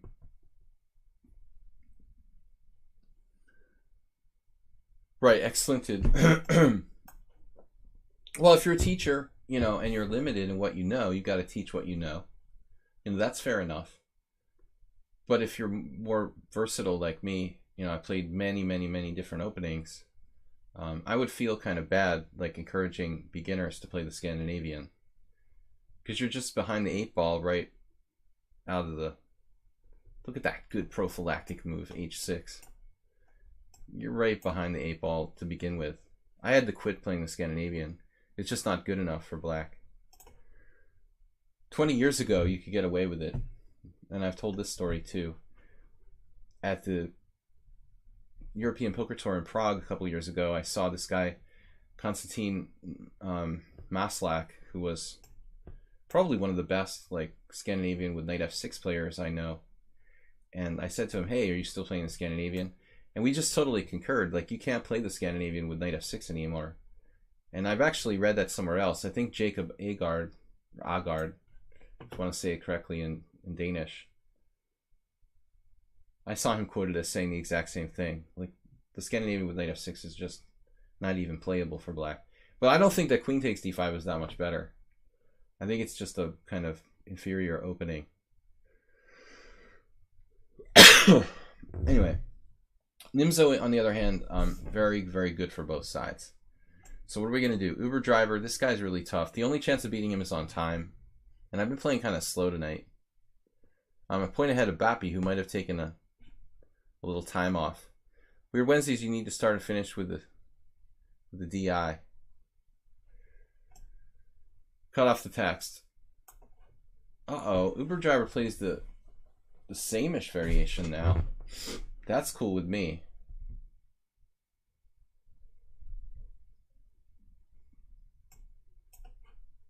I wouldn't expect this from Uber Driver.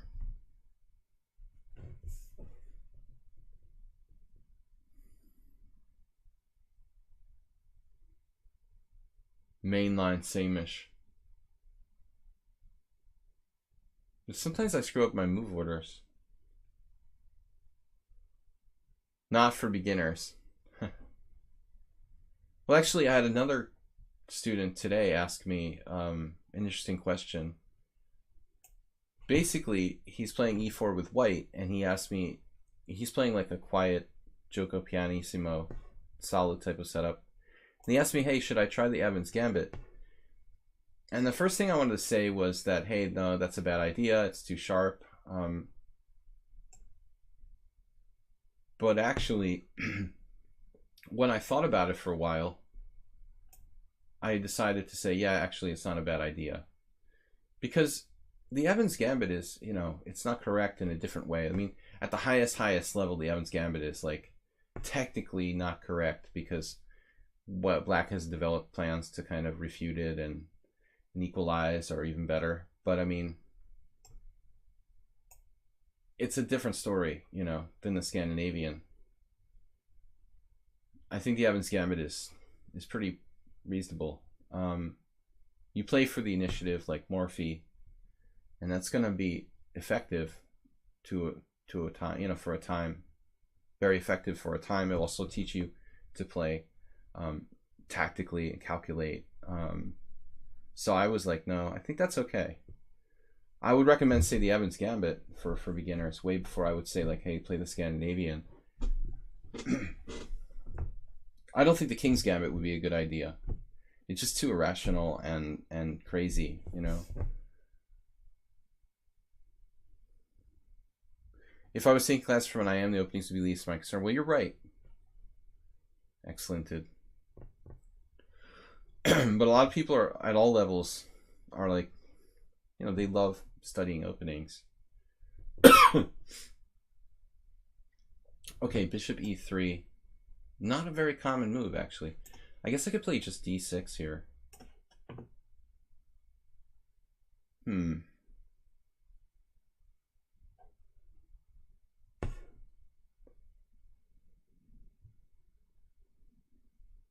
You can always sacrifice this pawn in many instances.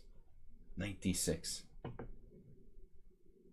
And knight d6 is okay too. Kind of a funny move. Unless I fell for some sort of weird tactic. I've literally never had this position. I don't think I've ever encountered anyone who played bishop e3 in that position. The normal plan is f4, and then black plays f5 without the bishop going to e3.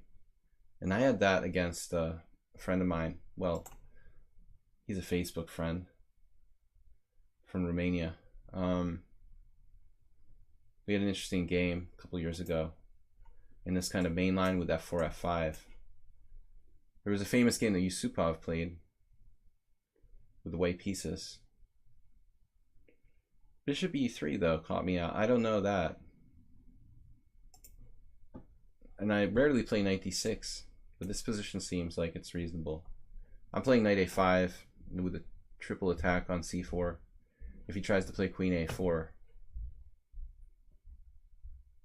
Not really stonewall, non-planar game for me. I'm going to take on c4 with the knight, which is normally bad. See, the thing is, white wants a really primitive kind of kingside attack in these lines.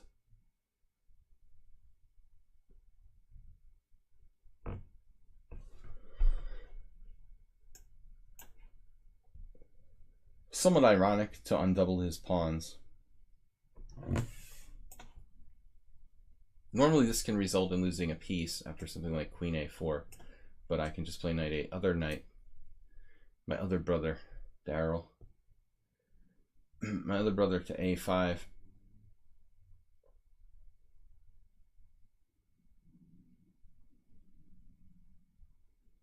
Stonewall is a different opening. f4, f5, yeah. This c pawn has been, it's been sacrificed in many a Samish variation. There's a very famous game from like Zurich, was Zurich 1953, where Geller, I want to say like Geller, was it that tournament? The candidates tournament where he like sacrificed the pawn on c4. Very, very famous game for white. There's also like Alyukhin versus Capablanca game, I think. Alyukhin. In the old days, they used to play a3 against the Nimzo a lot.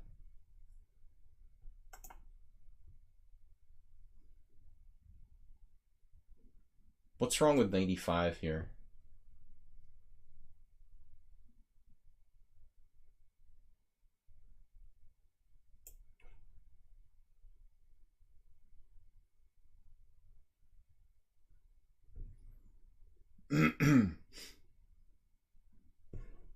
What is wrong with d5? Well, nothing, I guess. But I wouldn't call it a developing move, you know? He doesn't really improve his position much. I mean, he has the square at d4 for the bishop, maybe. That's why I wanted to give some thought to taking on e3. Take e3, take e3, take d3, take e, take e, take e. Take e, take e, take e, knight e5 is probably okay for black. So now he gets to keep that bishop on the board.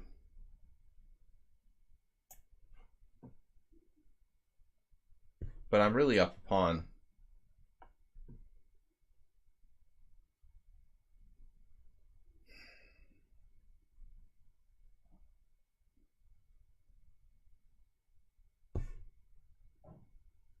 But there's more to life than being up pawns. e5, bishop takes e5 though. So as usual, Merle is causing trouble here. Or Uber driver, whatever he's going, whatever name he's going by today.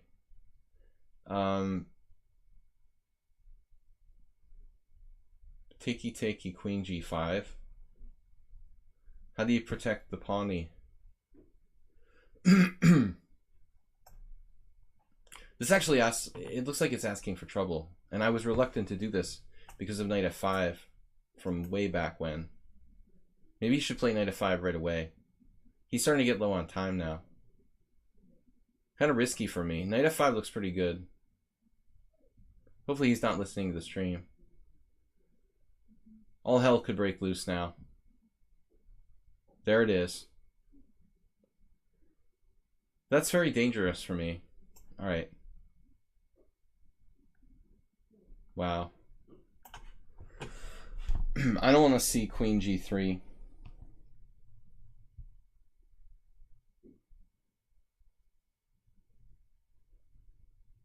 I totally missed this.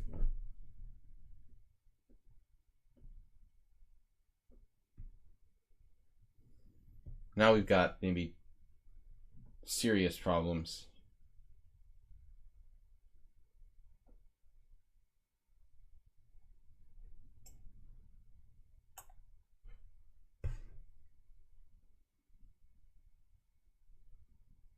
My only hope is to like beat him on time.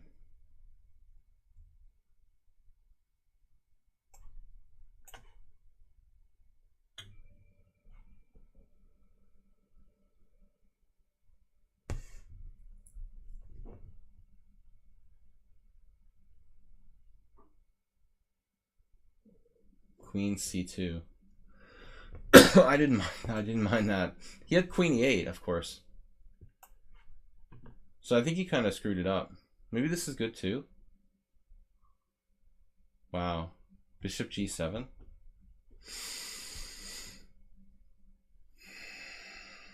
Man, it seems like should be something for me. It sucks. Maybe this is good for him. He missed bishop g7 now. He just doesn't do tactics, I guess. He's bad at time pressure.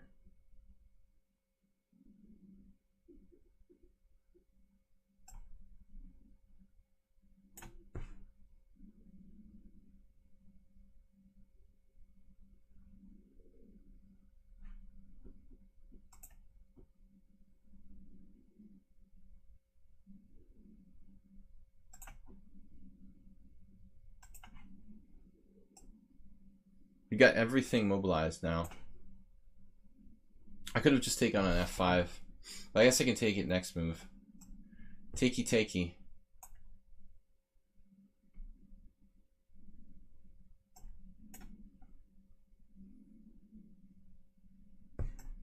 Well, you would like that question, Bob. It's right up your alley.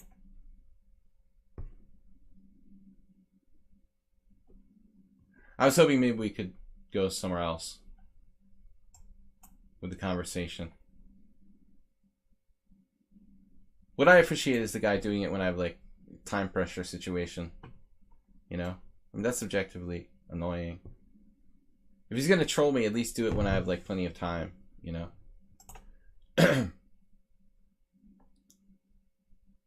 Bappy is back ahead of me. Damn it. 18 minutes left.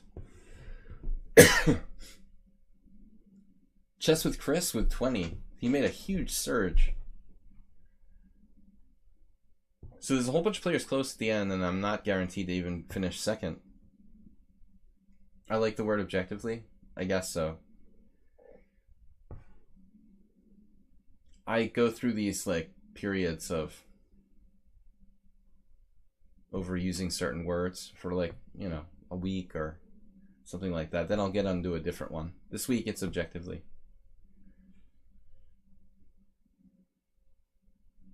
All right. It's a good thing you're keeping count. That's the important thing. That's why we're here. Grammatically pick apart what I'm doing. Stukagan. The same opening. Oh no, that was the other guy who played d5, e5. Are you entitled Tuesday today? Q Hin. I don't do Title Tuesday. I don't do 1 minute chess, period. So that's all there is to that. Keep it lazy. Of course, objectively. Objectively, I try to keep it lazy and not invent too many new words for the week. Limit my vocabulary.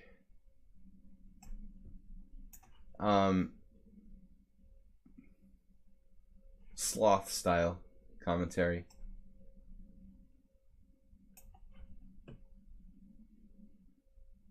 So, a while back, lichess did a Chess 960 tournament, which technically I would be interested in. But my life was like all kinds of stupid. So, that week wasn't good. I would technically, I said it twice now, technically inside of like a minute. I have to be careful what I say, how often I say it. And all right, anyway, just kidding. Bishop g5, whatever. This pawn will come back to me. It's an investment.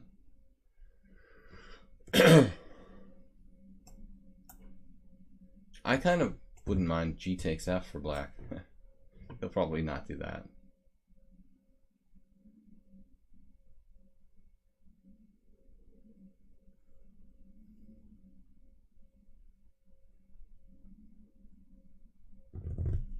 Vocab analytics bot. That's why we're here. The trolls and basically figuring out, you know, what words I can say repeatedly.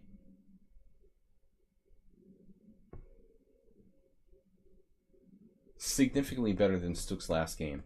And it's almost incredible.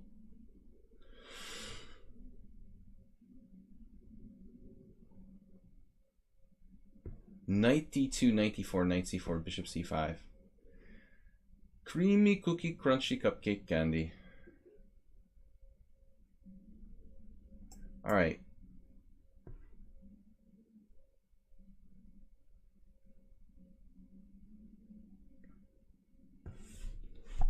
What do we got left? 15 minutes, and I'm probably in like last place by now. I'm snuck in first. Where did you come from, man? I beat you. It's not fair. I'm gonna pay for that draw with Bappy. I thought I would be able to catch him, but he came back, and my games are too long. I don't have a good opening repertoire for winning arena tournaments. I'm just too long-winded, too much technicality to my games. It doesn't matter in like bullet chess if it takes Magnus Carlsen 100 moves to win his bullet games, I guess. Well, I think it would cost him though, you know. Magnus has a technical style, so you'd think like that would be kind of a liability in bullet, having to play 100 move games all the time. He makes up for it with his like massive winning percentage. But I would think the best arena format players would be the ones who basically just play for blood. B4.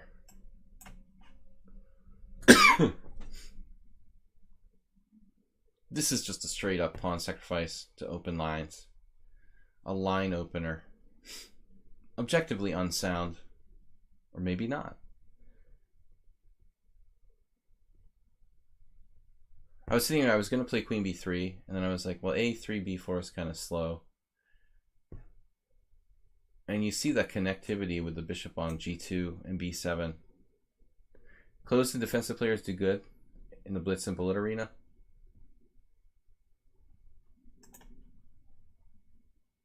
Well, I would assume they would lose less games, but not about winning more. The secret with arenas is to like win as many games as possible, right? If the object was to lose as few games as possible, I mean, Magnus would be in pretty good shape. This was a good move, knight takes b4 actually, because he's got bishop c6. And I think that is a fairly reasonable try. Objectively, black still has some issues, but yeah, this is not right. I mean, I don't think you should do that. Not healthy. Actually, my last move was stupid. I had knight a5. Okay, there he can play c6 maybe. It still plays c6.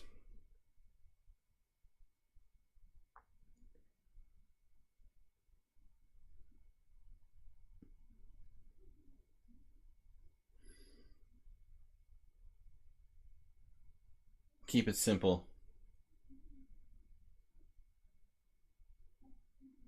Well, I know like Hikaru likes to well, I mean, okay, the bullet players that are really good, Magnus, Hikaru, others, they've got to have excellent tactical skills, but also be very good in technique, you know.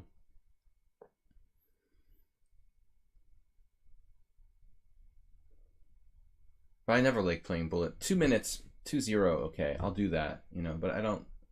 In 2-0, sometimes the games can actually be quality. I just find that when it's like 1-0, you're just playing like total garbage. Grandmasters who play like patently like losing moves on purpose and stuff. It's just absurd. All right.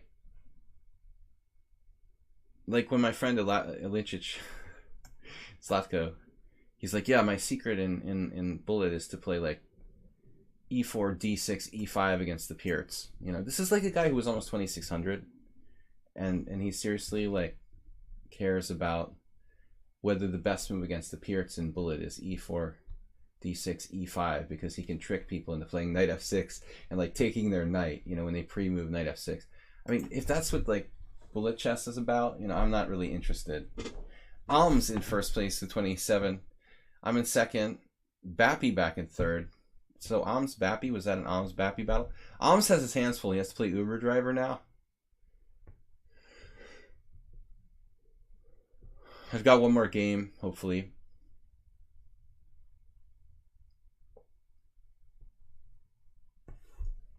Never odd or even. Guess what word is just like the most for 9 years on the trot? Objectively. Never odd or even. Will you tell me objectively what the most disliked word is? It's like my favorite word.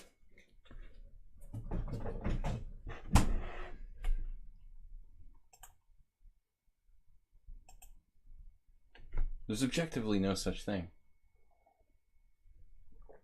Whatever.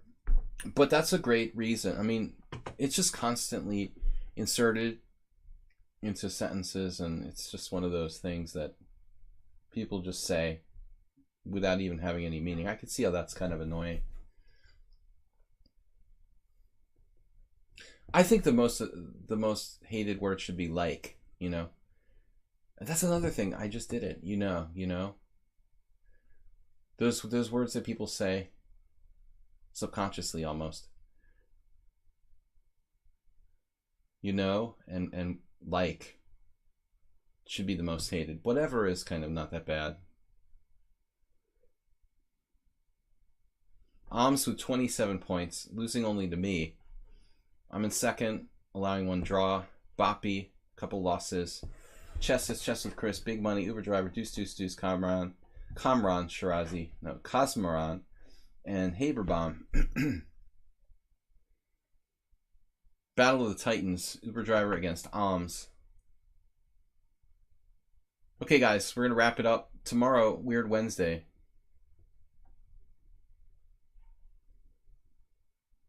I'm not going to do a Berserk. I don't know anything about this player, and I have just about enough time to make this good. I'll just play with 3 minutes.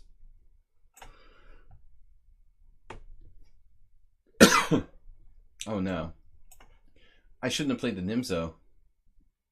Guaranteed close position. I can't believe the guy played the same-ish variation. Are you kidding me? The same exact opening as my game with... Is knight c6 right? This is a different move order now. I guess it was the same. He played d5, okay. So he doesn't know theory. He played d5. Although not a theoretical move, that move's probably not that bad, objectively.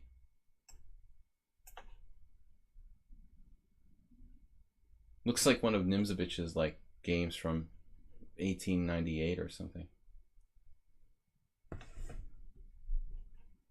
We're going to need to put some pressure on that center pretty quick here.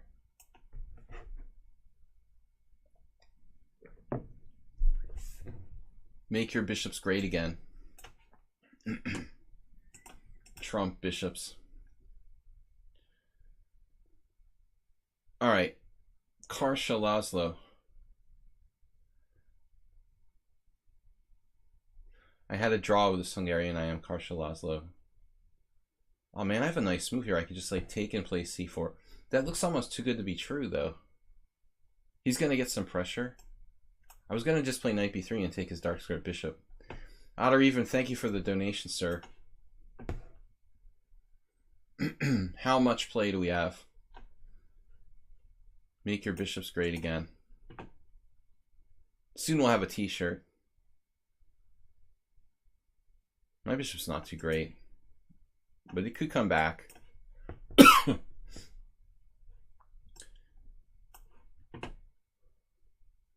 right, maybe white has some sort of compensation with e4.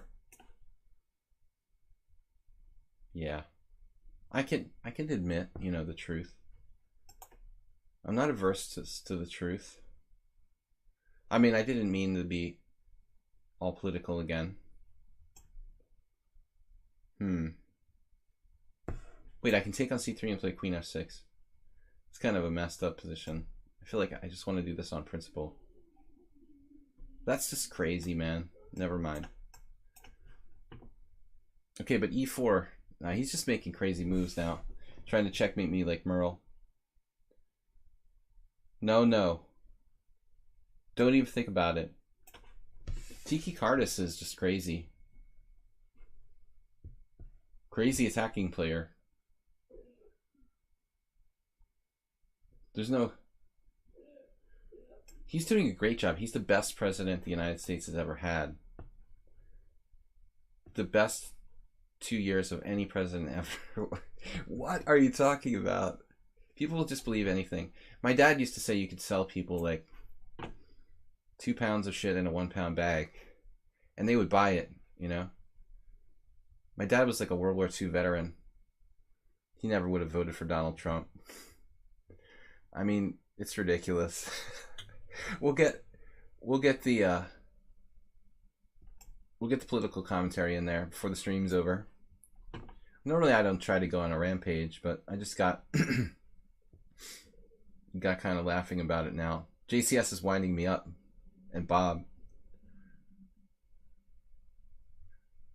Objectively the greatest president ever. Alright. I got a castle at some point. This guy's kind of nutty, you know? Get out of there before you get some sort of queen e5 check going on. I'm scared. f3. Oh man, what am I going to do? He's all or nothing. We're down to 3 minutes in order to, like, look at that move. Best move. Queen g5, triple exclam. Emery Tate.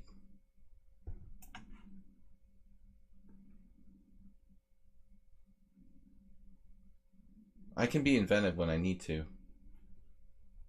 Alright, now we just go to endgame Modra. Knight f5. He still has some counterplay. He sacked all his pawns, like 2 pawns. Alms on Twitch. Best move. I like how this player did make his bishops great again, though. I mean, it's not easy to do. Basically, you have to do what he did. You have to, like, sacrifice every pawn on the board.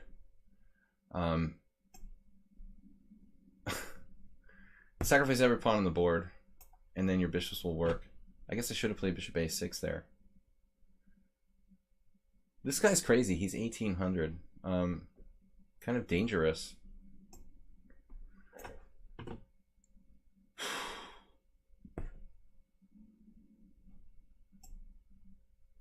And I don't think I'm able to predict like one move he's made the whole game.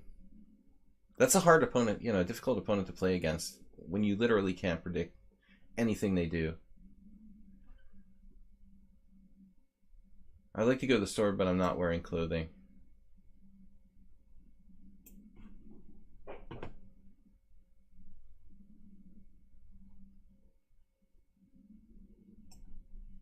You want to run these pawns home?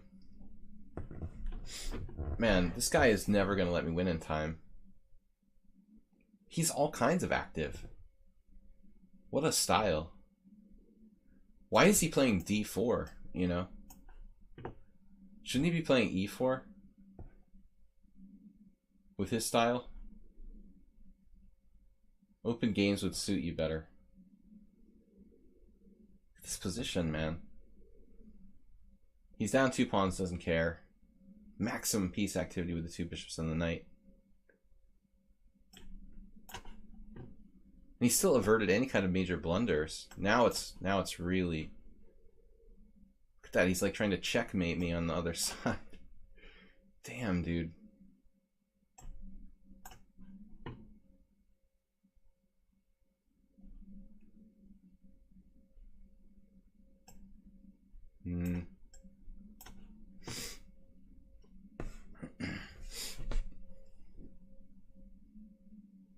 This is not gonna work, man. 3 socks.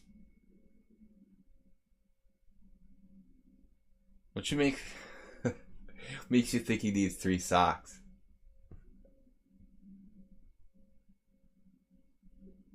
All right.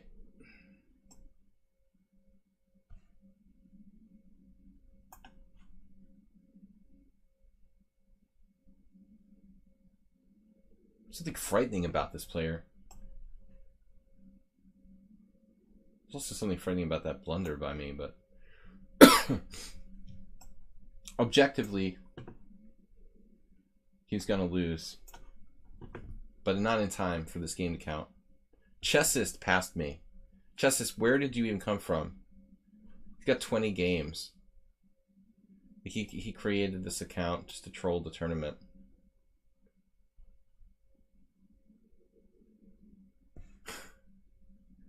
Chessist1234 created his account just to troll this tournament. Exactly the minimum 20 games. Rated 1600.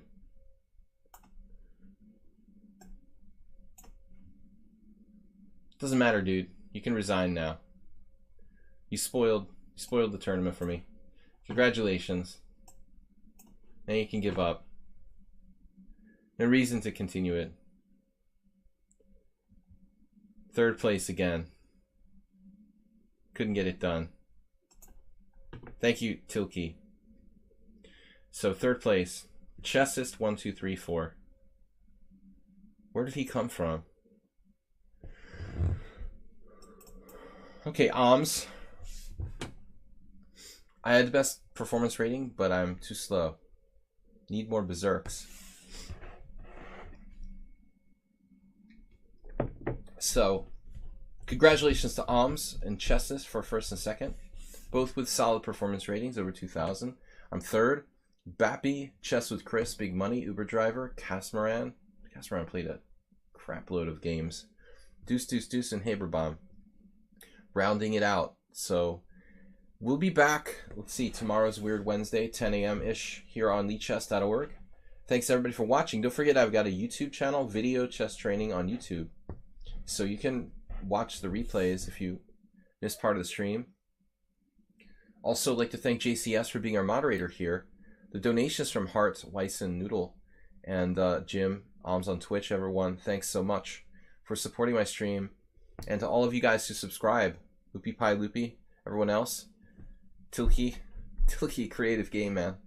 That's a pretty wild style you've got there, but a little over the top. A lot of fun though. All right, that's it, guys. It was fun. From the Chess Panda champion chess drinking tournament winner, the Budapest Zoo. We'll see you guys later from Budapest. International Master William Paschall.